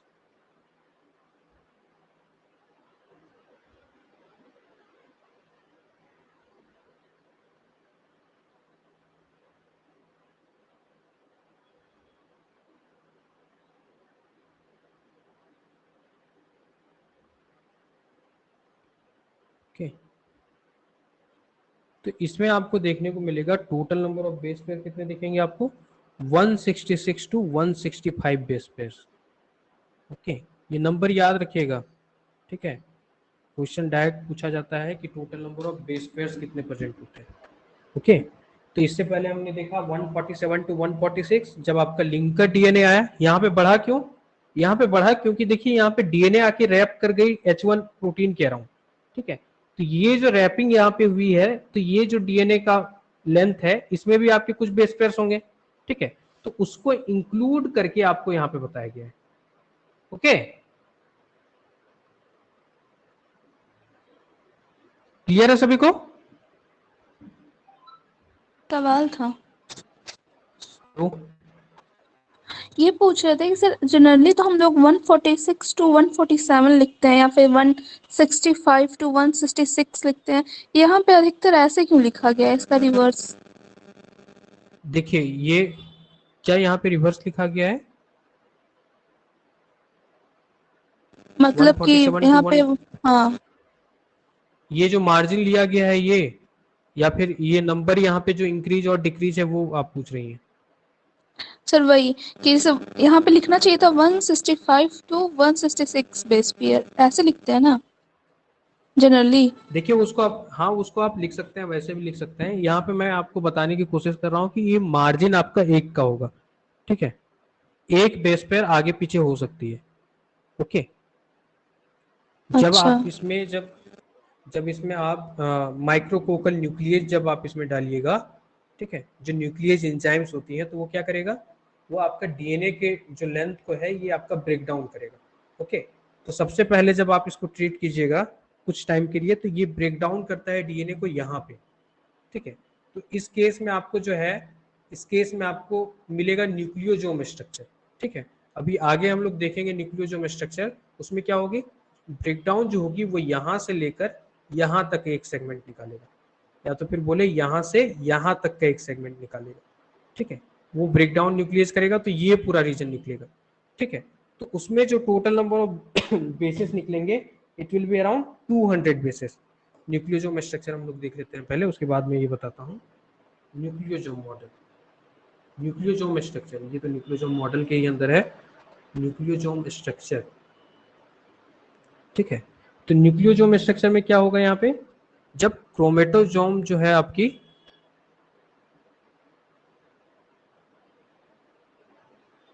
क्रोमेटोजोम्स links with the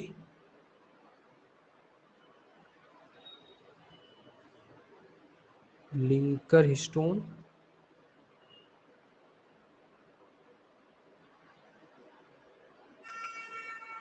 linker histone या तो फिर बोलिए लिंकर डीएनए,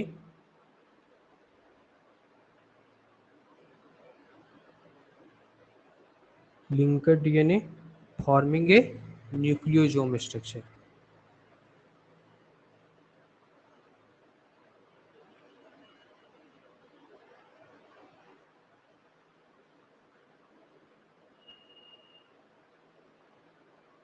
ओके, और यहाँ पे कितने बेस पेयर होंगे, इट कंटेन्स अराउंड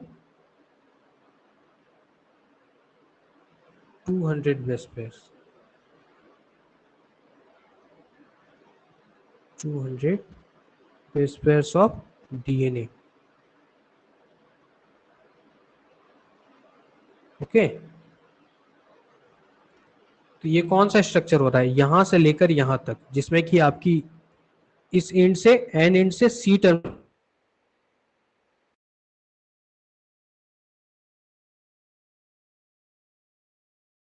विद क्या है कोर, और यहाँ पे इंक्लूडेड। ओके, तो इस कंडीशन में टोटल नंबर ऑफ जो डीएनए बेसिस होंगे वो होंगे आपके 200 बेस पेयर्स। इससे पहले मैं आपको बता रहा था जब आपकी न्यूक्लियेज एक्टिविटी होगी। ठीक है, तो जब न्यूक्लियेज एक्टिविटी होती है, आप न्यूक्लियस से जब ट्रीट कीजिएगा, न्यूक्लियेज मतलब क्या होता है, एंजाइम्स व्हिच ब्रेक डाउन, क्या होता है बताइए, nucleic acid. Nucleic acid.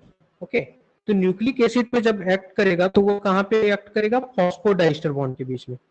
Okay, तो जब फॉस्फोडाइस्टर बॉन्ड के बीच में जब एक्ट करेगा तो it will break the DNA here, okay, on both sides.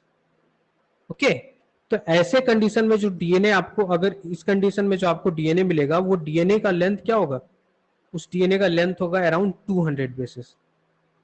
Okay, अगर हम लोग फिर से इस न्यूक्लियोजोम स्ट्रक्चर को अगर न्यूक्लियेज एक्टिविटी करवाते हैं, न्यूक्लियस से अगर ट्रीट करते हैं, तो फर्दर राउंड में क्या होगा कि जो आपकी दोनों तरफ की जो सेगमेंट है, एक्स्ट्रा डीएनए सेगमेंट है, लिंकर डीएनए सेगमेंट जो है वो क्या कर देगा, वो ट्रिम कर देगा। ठीक है, ये जो आपका सेगमेंट एक्स्ट्रा जो आपका दिख रहा है, तो उस कंडीशन में हम लोग को मिलेगा क्रोमेटोजोम, जिसमें होगी आपकी 166 टू 165 या तो फिर बोल लीजिए 165 टू 166। ओके, देन फर्दर अगर ट्रीटमेंट करते हैं तो क्या होगा, जो आपकी यहाँ पे प्रेजेंट है आपकी histone DNA, H1 linker histone के साथ ये जो है ये यहाँ पे ट्रिम करेगा, and then finally we will get only the core histone particle and the DNA wrapped around it. ठीक है, और यहाँ पे जो डीएनए की जो लेंथ होती है विल बी 147 एंड 146। ये जो लेंथ मिल रही है ये टोटली एक्सपेरिमेंटली डिटरमाइंड लेंथ है। ओके, कैसे डिटरमाइन किया गया, सेम तरह न्यूक्लियस एक्टिविटी कराई गई, और वहां पे जो एक्टिविटी कराई गई थी वो है आपकी micrococcal nucleus activity. Okay, yes sir. JNU के पेपर में माइक्रोकोकल न्यूक्लियस एक्टिविटी वाले क्वेश्चन पूछे जाते हैं। अगर बीएचयू और डीयू का पेपर है, डीयू में हो सकता है पूछते, और बीएचयू में भी पूछा जा सकता है। ठीक है,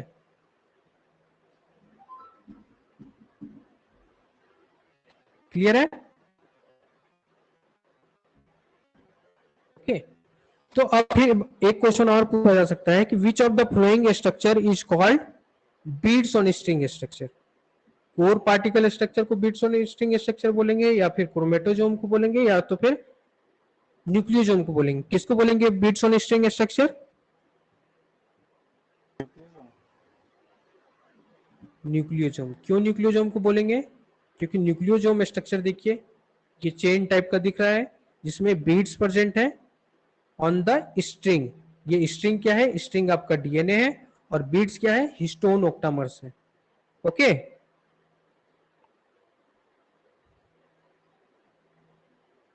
बीड्स ऑन स्ट्रिंग स्ट्रक्चर। कई बार ये भी सवाल पूछा जाता है कि बीड्स ऑन स्ट्रिंग स्ट्रक्चर में बीड्स किसको हम लोग बोलते हैं और स्ट्रिंग किसको हम लोग रिप्रेजेंट करते हैं। ओके, तो बीड्स जो है ये हिस्टोन ऑक्टामर को रिप्रेजेंट करता है और स्ट्रिंग जो है ये किसको रिप्रेजेंट करता है? ये आपको रिप्रेजेंट करता है डीएनए को। ओके, क्लियर है?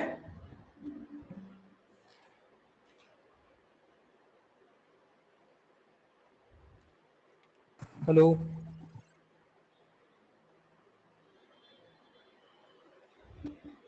क्लियर है यहाँ तक सभी को? Yes sir. ओके, अब इसके बाद है आपका फंक्शन ऑफ हिस्टोन प्रोटीन्स। कभी कभार ये इससे भी क्वेश्चन पूछ लिया जाता है कि क्या फंक्शन होते हैं आपके हिस्टोन प्रोटीन्स के।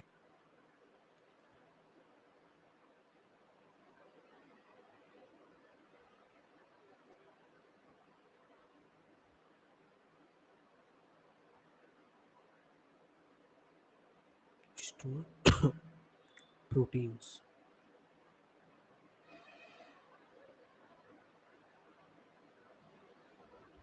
ओके, तो दो फंक्शन है आपके, ठीक है। सबसे पहला फंक्शन क्या है? ये आपका डिप्रेसेस या तो फिर डिक्रीजेज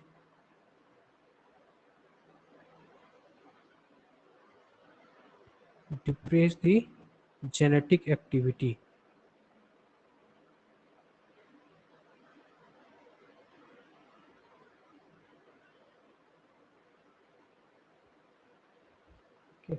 क्या करता है? ये डिप्रेस कर देता है। DEPRESS मतलब क्या? डिप्रेस मतलब डिक्रीज कर देना, ओके, कम कर देना। कैसे करेगा जेनेटिक एक्टिविटी को डिक्रीज? क्या करेगा? हिस्टोन प्रोटीन जो है ये बाइंड करेगा डीएनए के साथ,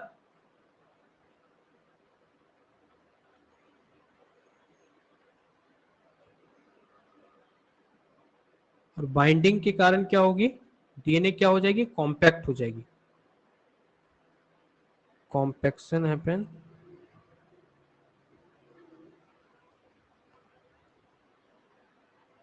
डीएनए का जो कॉम्पैक्शन है वो क्या हो जाएगा? इंक्रीज हो जाएगा।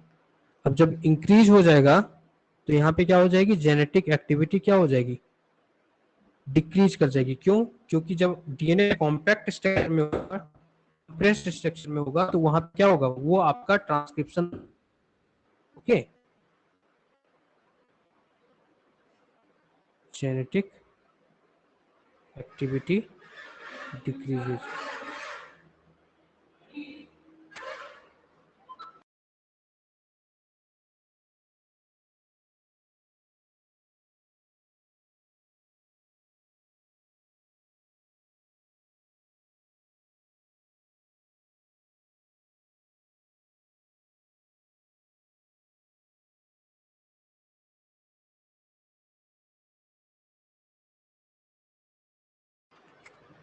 तो यहाँ पे क्या होगी? जेनेटिक एक्टिविटी क्या हो जाएगी? हाँ, अभी वॉइस आ रही है या ब्रेक हो रही है? हेलो, हेलो, सर अभी सही आ रही है, फिर बीच बीच में ब्रेक होने लग रही है। अच्छा, तो क्या होगा? यहाँ पे कॉम्पैक्शन के कारण जेनेटिक एक्टिविटी क्या हो जाएगी? डिक्रीज हो जाएगी। सेम केस होता है आपका जब हम लोग पढ़ते हैं हेट्रोक्रोमेटिन में। एक हम लोग पढ़ते हैं यूक्रोमेटिन, एक पढ़ते हैं हम लोग heterochromatin. Euchromatin and heterochromatin. Euchromatin region हम लोग किसको बोलते हैं? क्रोमेटिन रीजन जहां पे आपका डीएनए लेस कॉम्पैक्ट होगा, ठीक है, और वहां पे क्या होगी, वो ट्रांसक्रिप्शनली एक्टिव होती है। ओके, लेस कॉम्पैक्ट, और ये क्या होती है, ट्रांसक्रिप्शनली एक्टिव।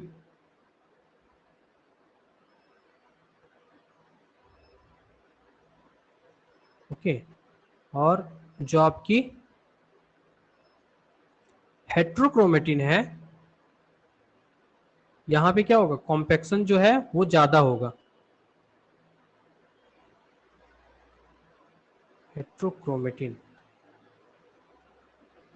ओके, यहां पे क्या हो जाएगा, मोर कॉम्पैक्ट।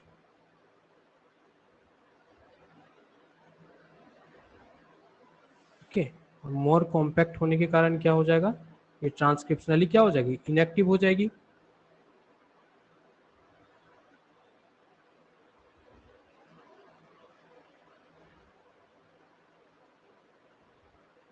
क्लियर है सभी को? हेलो, फंक्शन क्लियर है सभी को? ये डिप्रेसेस द जेनेटिक एक्टिविटी कैसे हो रही है यहाँ पे? Yes sir. ओके, जो अगला जो फंक्शन है आपका हिस्टोन प्रोटीन का, वो क्या है आपका,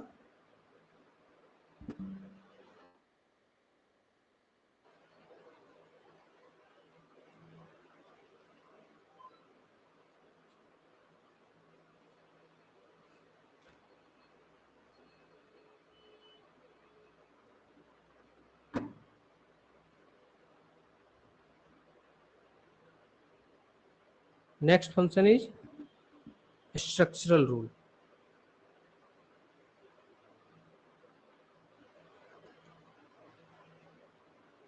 स्ट्रक्चरल रूल, स्ट्रक्चरल रूल में क्या आता है, पैकेजिंग ऑफ डीएनए मॉलिक्यूल। तो ये आपके दो फंक्शन है हिस्टोन के, हो सकता है कभी कभार पूछ लिया जाए, packaging of DNA molecules. Okay, किन्हीं किन्हीं केस में आपको हिस्टोन प्रोटीन क्या मिलेंगे, अब्सेंट भी मिल सकते हैं। कहाँ पे आपको अब्सेंट मिलेगा, histone proteins are absent in sperm DNA. Okay,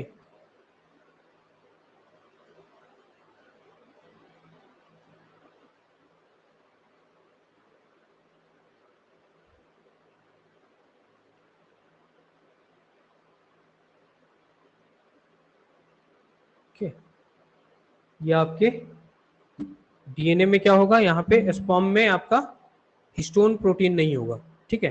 तो फिर आप इसमें क्या होगा आपका, अगर हिस्टोन प्रोटीन नहीं है तो डीएनए क्या वहाँ पे पैकेज नहीं रहेगा या फिर कॉम्पैक्ट, वहाँ पे जो डीएनए की जो जेनेटिक मटेरियल है वहाँ पे हैप्लॉइड कंटेंट होता है, ठीक है। स्पर्म कंटेंट क्या होती है genetic material, haploid diploid,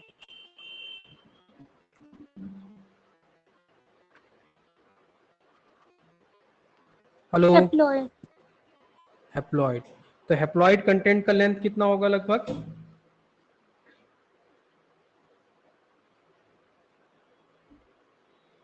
haploid content जो डीएनए प्रेजेंट है उसकी अगर हम लोग टोटल लेंथ अगर मेजर करें तो कितना आएगा,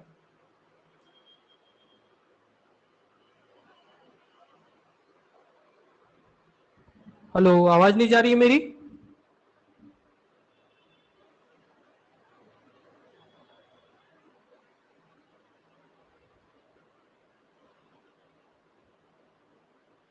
बताइए कितना होगा लेंथ, डिप्लॉयड कंटेंट का कितना बताया था मैंने,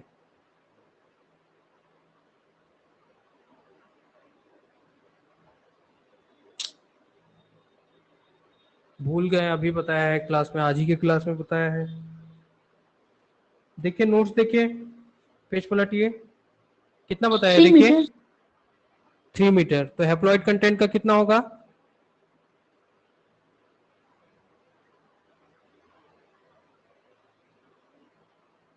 हेलो,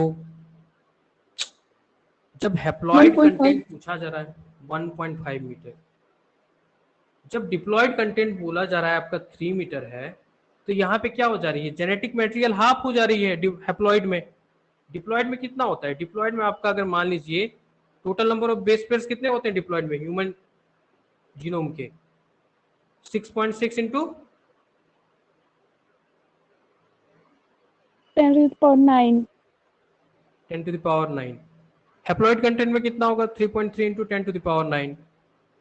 अब जब कंटेंट यहाँ पे हाफ हो गया तो लेंथ भी हाफ हो जाएगी, इसमें इतना क्या सोचने वाला था?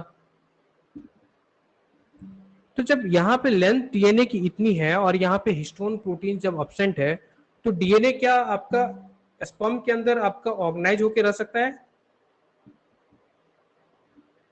Is it possible?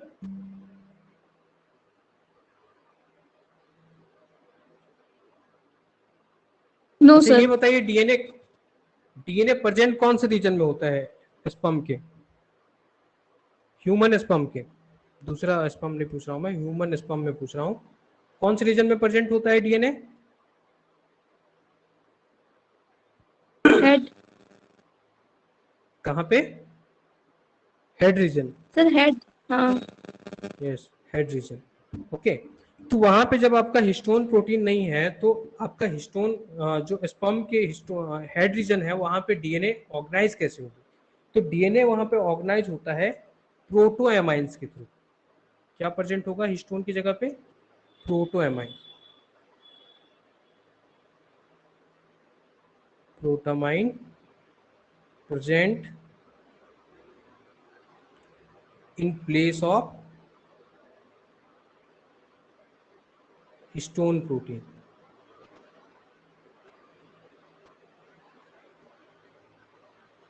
Protein in case of sperms. Okay, और ये जो प्रोटामाइंस होते हैं ये क्या होती है? These are polypeptides. Histone protein आपका पॉलीपेप्टाइड था या फिर पॉली न्यूक्लियोटाइड था?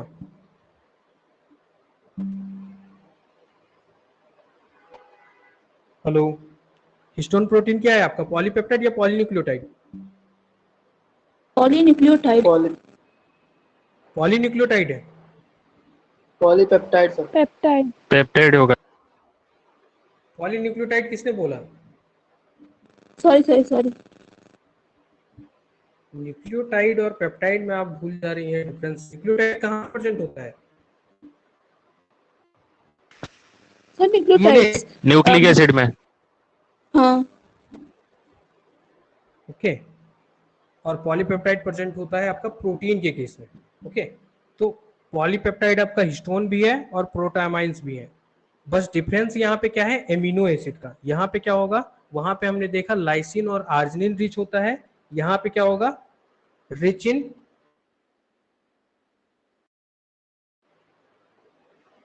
ओके।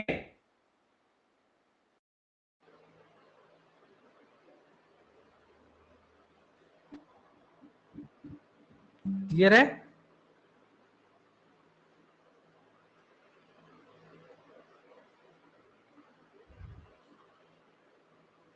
तो ये जब आपका हिस्टोन प्रोटीन एब्सेंट होगा तो आपको ये देखने को मिलेगा।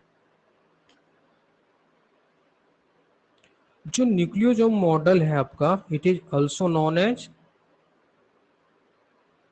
न्यूक्लियोसोम जो है it is also known as 11 nanometre fibre. कहीं कहीं पे आपको 10 नैनोमीटर फाइबर भी मिल सकता है, लेकिन जो एक्चुअल है वो क्या है? 11 नैनोमीटर वाइड, 11 नैनोमीटर फाइबर। क्यों बोला जाता है 11 नैनोमीटर फाइबर? क्योंकि जो आपकी हिस्टोन प्रोटीन के अराउंड जब डीएनए आपका रैप होगा, ओके, तो ये जो विड्थ होती है, ठीक है, ये जो आपका विड्थ होती है, ठीक है, ये कितनी होती है? 11 नैनोमीटर होती है। Okay, that's why the nucleosome model या तो फिर क्रोमेटिन स्ट्रक्चर जो यहाँ पे देखने को हम लोग को मिल रहा है उसको हम लोग क्या बोलते हैं? 11 nanometre fibre. Okay, due to the width. Okay, इसी विड्थ से रिलेटेड आपका क्वेश्चन बनता है DNA packing ratio.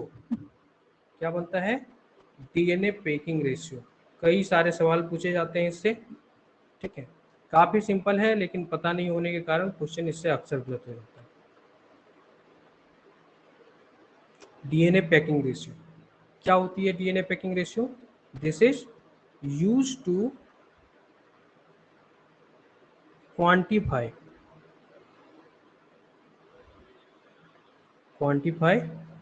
extent of folding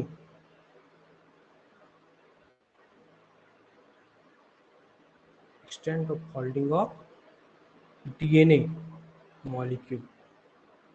DNA कितना एक्सटेंट तक आपका फोल्डेड है, ये बताने के लिए हम लोग क्या यूज करते हैं? DNA packing ratio. ओके, कैसे कैलकुलेट किया जाता है? It can be calculated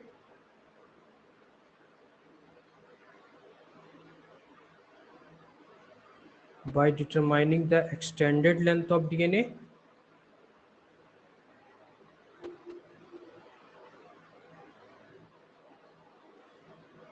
determining total extended length of DNA,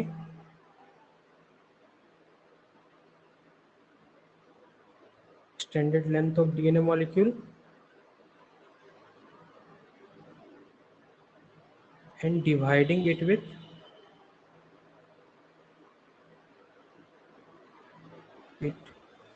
by length of chromatin fiber।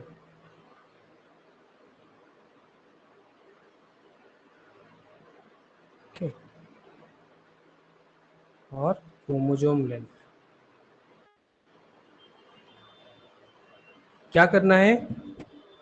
आपकी जो टोटल लेंथ है डीएनए मॉलिक्यूल की एक्सटेंडेड फॉर्म में, उसको डिवाइड करना है जो आपका क्रोमेटिन फाइबर का जो लेंथ है उससे, या तो फिर जो क्रोमोसोम का जो लेंथ आ रहा है उससे। तो इससे हम लोग क्या कर सकते हैं कि कितना डीएनए कॉम्प्रेस हुआ है ये हम लोग बता सकते हैं। ओके, क्लियर है सभी को? ये कैसे आपका निकलेगा डीएनए पैकिंग रेशियो? ये क्या करना है, जो total length of DNA in fully extended form,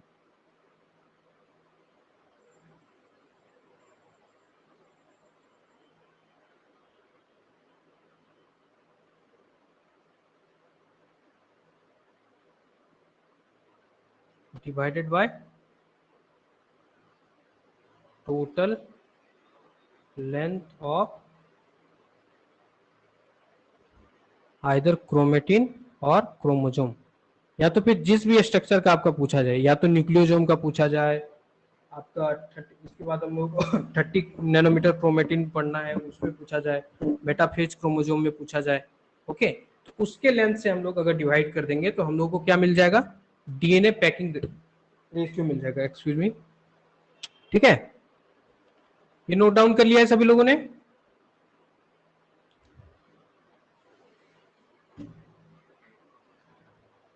hello, yes sir.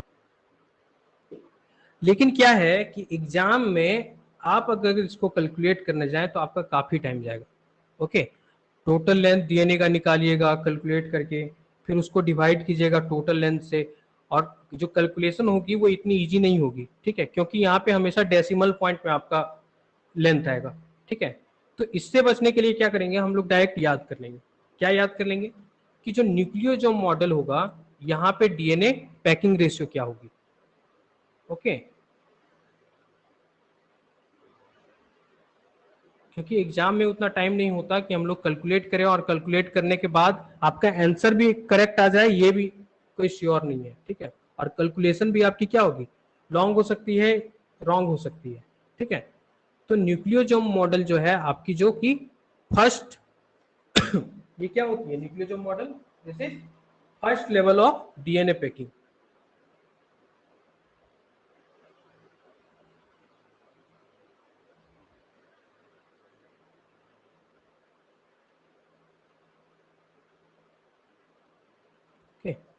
तो इसमें आपका क्या होगा?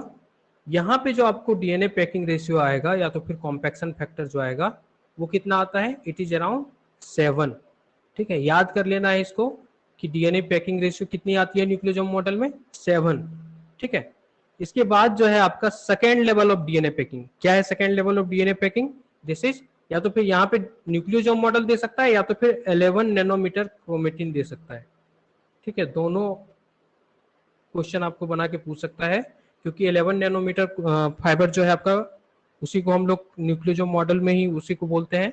ठीक है, इसके बाद है आपका 30 नैनोमीटर फाइबर या तो फिर सोलेनॉइड फॉर्म। ठीक है, 30 नैनोमीटर फाइबर या तो फिर सोलेनॉइड मॉडल। अभी आगे हम लोग देखेंगे ये क्या है सोलेनॉइड मॉडल। ओके, ये क्या होती है? This is second level of DNA packing.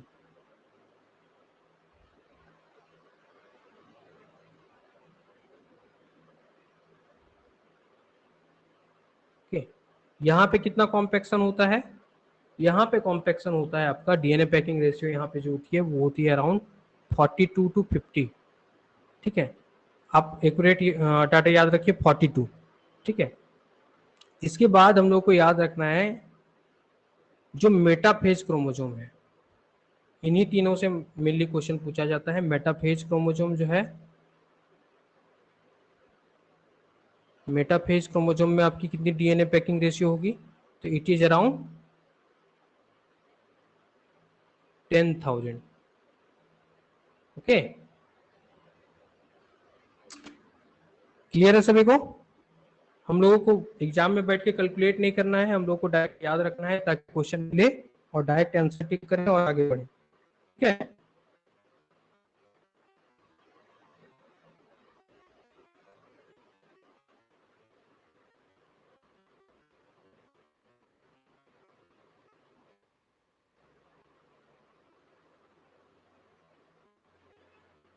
Hello, clear है सभी को? Yes sir.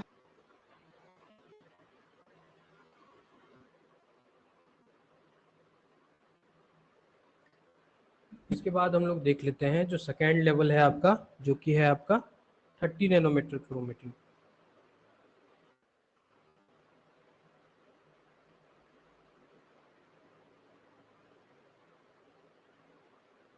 क्रोमेटिन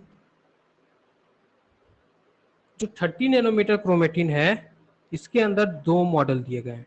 सबसे पहला है आपका सोलेनॉइड मॉडल और एक है आपका zigzag model.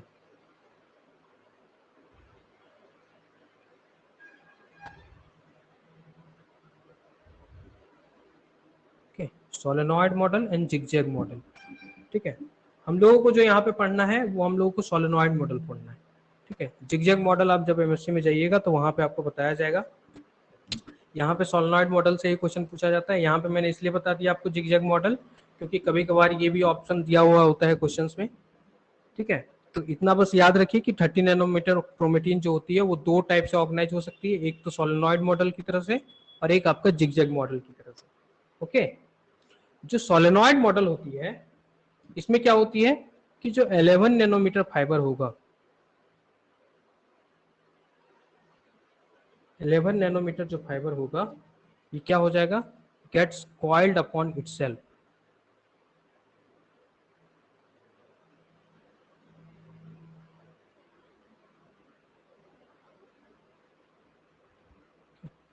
coiled upon itself to form a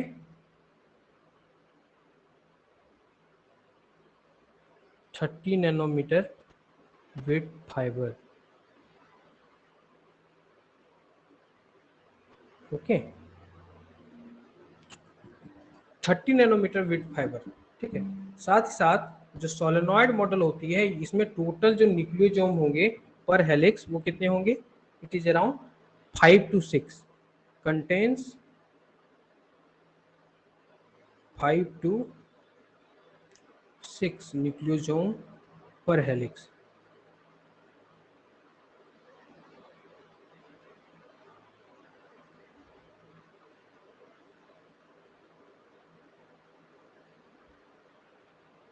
okay,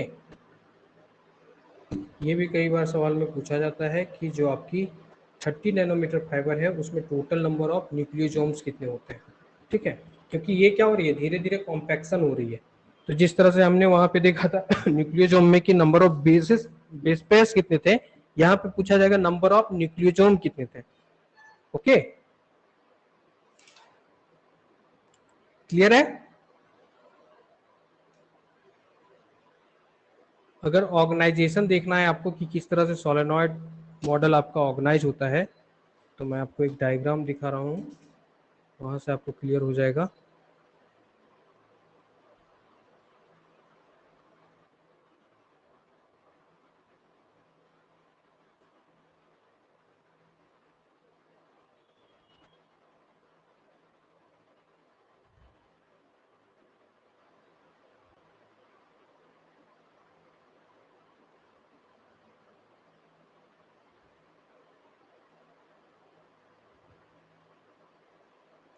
ये देखिए, ये डायग्राम से आपको क्लियर हो जाएगा किस तरह से डीएनए की कॉम्पैक्शन होती है। ओके, दिख रहा है ये सभी को? Yes sir. ओके, देखिए यहाँ पे क्या है, सबसे पहले है आपका डीएनए रीजन, ठीक है। डीएनए डबल हेलिक्स क्या हुआ, 2 नैनोमीटर विड्थ होती है इसकी, ठीक है। ये क्या होगा आपका, बीट्स ऑन स्ट्रिंग बनाएगा, मतलब कि न्यूक्लियोसोम मॉडल बनाएगा। कैसे बन रहा है, स्टोन ऑक्टामर के अराउंड क्या हो रही है, डीएनए रैप हो रही है, ठीक है। ये कितना हो जाएगा इसका, 11 नैनोमीटर, ठीक है। अब ये क्या होगा, ये आपका यहाँ पे 300 लिख दिया है, ये आपका 30 होगा यहाँ पे, ठीक है। 300 नैनोमीटर ये होती है, ठीक है। इसके बाद क्या होगा, आपका सोलेनॉइड मॉडल बनेगा। क्या होगी, यही जो न्यूक्लियोसोम है ये खुद में कॉइल हो जाएगी, ठीक है। कॉइल होने के कारण ये देखिए इस तरह से स्ट्रक्चर आपको दिखेगा, जस्ट लाइक सोलेनॉइड, ठीक है। और इसकी विड्थ कितनी होती है, इसकी विड्थ होती है 30 नैनोमीटर, यहाँ पे 300 लिख दिया है, 30 हो गया, ठीक है। 30 नैनोमीटर फिर क्या करेगा, ये फिर क्या करेगा, लूप लाइक स्ट्रक्चर बनाएगा, ठीक है। और ये लूप लाइक स्ट्रक्चर की विड्थ होती है 300 नैनोमीटर। ये फिर कंडेंस होगा और ये आपका फिर क्रोमोजोम, मेटाफेज क्रोमोजोम में आ जाएगा। ओके, मतलब कि अगर इसको समझना है आपको, तो सिंपली आप एक कंसिडर कीजिए, आपकी क्या है, एक जो पुराने जमाने में टेलीफोन होता था उसकी वायर को आप कंसिडर कीजिए, ठीक है। वहां पे क्या हो रहा है, आपके जो वायर्स हैं, ठीक है, एक आपका तो ऊपर से आपको दिखता है कुछ इस तरह से,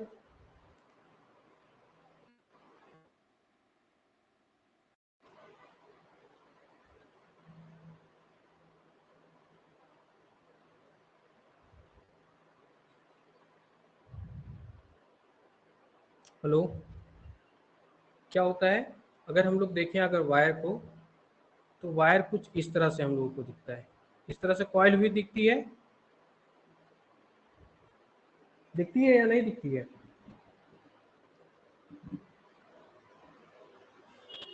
यस सर। और ये अपने आप में क्या होती है, अपने आप में ये इस तरह से कॉइल क्या होती है, अपने में ये उलझी हुई होती है। ओके, और उलझी हुई होने के कारण ये आपको इस तरह से दिख सकता है, ठीक है। तो ये जो स्ट्रक्चर है, this is solid structure. Okay, ये जो स्ट्रक्चर बन रहा है ये सोलेनॉइड बन रहा है। ये फिर अपने आप में इस तरह से लूप बना रहा है, तो ये आपका 300 नैनोमीटर बना रहा है, ठीक है।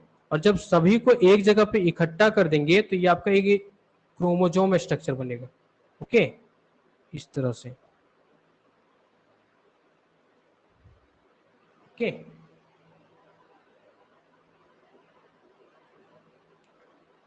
तो नेक्स्ट जो है आपका, वो है आपका लूप डोमेन, जिसको हम लोग बोलते हैं थर्ड लेवल ऑफ ऑर्गेनाइजेशन।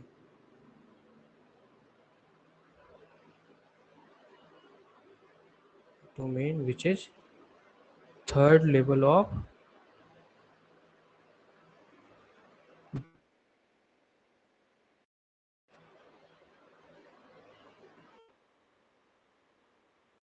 क्या होगी आपको, यहाँ पे 30 नैनोमीटर फाइबर क्या करेगा,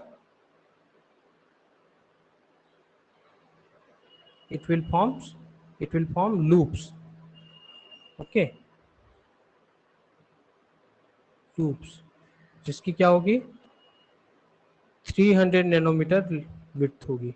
ओके, 3 नैनोमीटर इन वेट। ओके, इस तरह से होगा और ये रेस्ट करेगा आपका प्रोटीन एस्केप होल्ड में।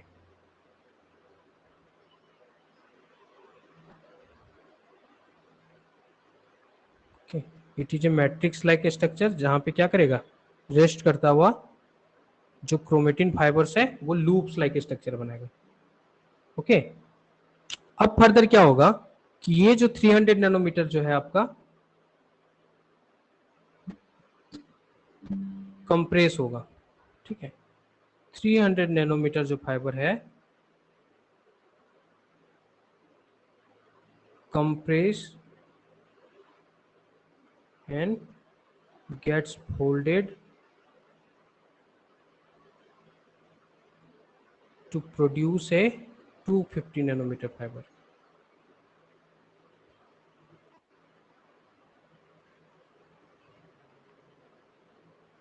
Okay.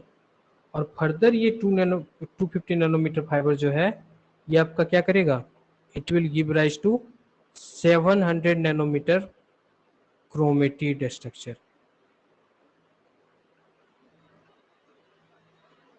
और ये क्रोमेटिड हमें कहाँ पे दिखता है, this is seen in metaphase chromosome. Okay,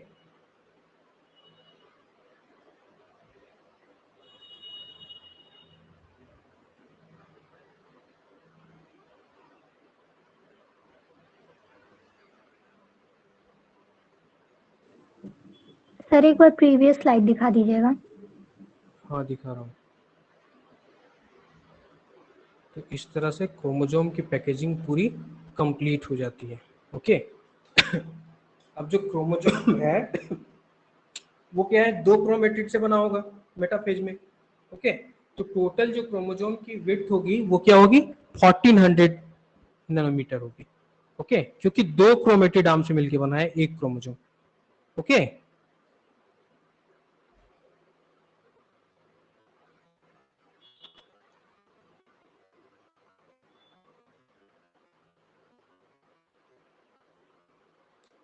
clear है सभी को?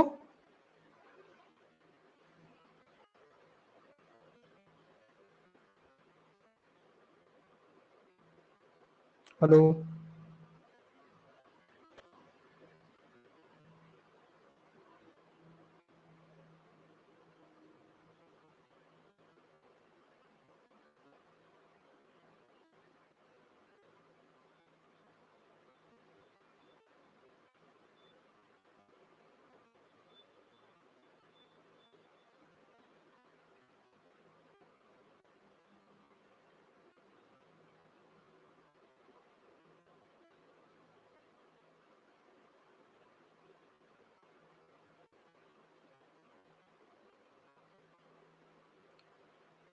क्लियर है सभी को यहां तक? Yes sir. ओके, इसके बाद जो हम लोगों को देखना है क्रोमोसोम, ये आपकी क्रोमोसोम की पैकेजिंग कंप्लीट हो गई। ठीक है, यही तक था आपका। ठीक है, इसके बाद हम लोगों को कुछ टाइप्स ऑफ क्रोमोसोम देखने हैं। टाइप्स ऑफ क्रोमोसोम कौन कौन से टाइप हैं मैं आपको अभी बता दे रहा हूँ, हो सके तो आप एक बार रीड कर लीजिएगा, नहीं तो नेक्स्ट क्लास में हम लोग देखेंगे। ठीक है, 3 टाइप ऑफ क्रोमोसोम देखने हैं। एक है आपका पॉलीटिन क्रोमोसोम,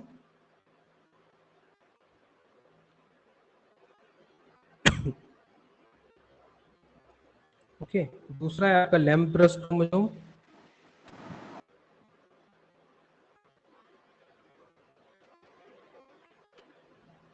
और लास्ट वन है आपका B chromosome. Okay,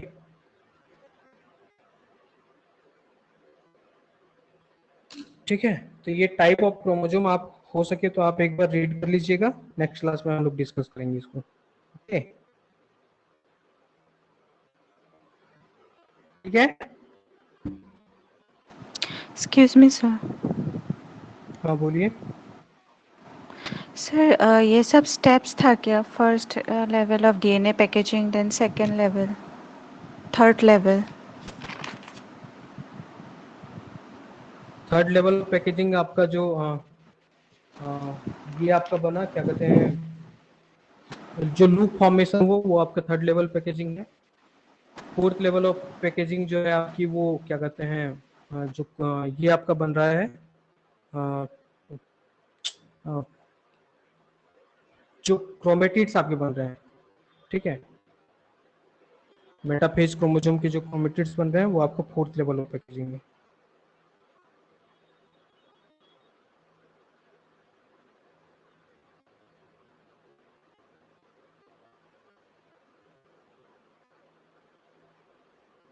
okay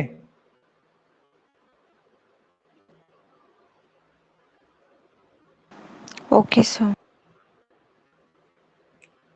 okay, then next class में हम लोग इससे आगे देखेंगे। अब आपका जो बेसिक जेनेटिक मैकेनिज्म है, आपका मॉलिक्यूलर मैकेनिज्म जो डीएनए का है, आपका रेप्लिकेशन, ट्रांसक्रिप्शन, ट्रांसलेशन, उनको हम लोग देखेंगे। उसके बाद फिर जाके उसके बाद है आपका म्यूटेशन वाला पार्ट थोड़ा देखना है, ठीक है, डीएनए रिपेयर देखना है, ठीक है, फिर उनमें हम लोग आगे बढ़ेंगे, ठीक है। ओके, इस वीक हम लोग मॉलिक्यूलर कंप्लीट कर लेंगे, और जो आपका मंथ इन टेस्ट होगा आपका संडे को, उसमें आपका ये इकोलॉजी और ये पार्ट भी इंक्लूडेड होगा। Okay okay sir. आज हम लोग सेकेंड क्लास नहीं करेंगे, ठीक है, जो इकोलॉजी की क्लास है वो कल करेंगे हम लोग। हो सकता है सुबह में क्लास लूँ एक एक्स्ट्रा, ठीक है, वो इन्फॉर्म कर दूंगा मैं, ठीक है। आज अभी और क्लास नहीं होगी, अभी शाम में टेस्ट होगा आपका इकोलॉजी का, ठीक है, जितना अभी तक इकोलॉजी करवाया गया है उतना तक। Okay okay sir.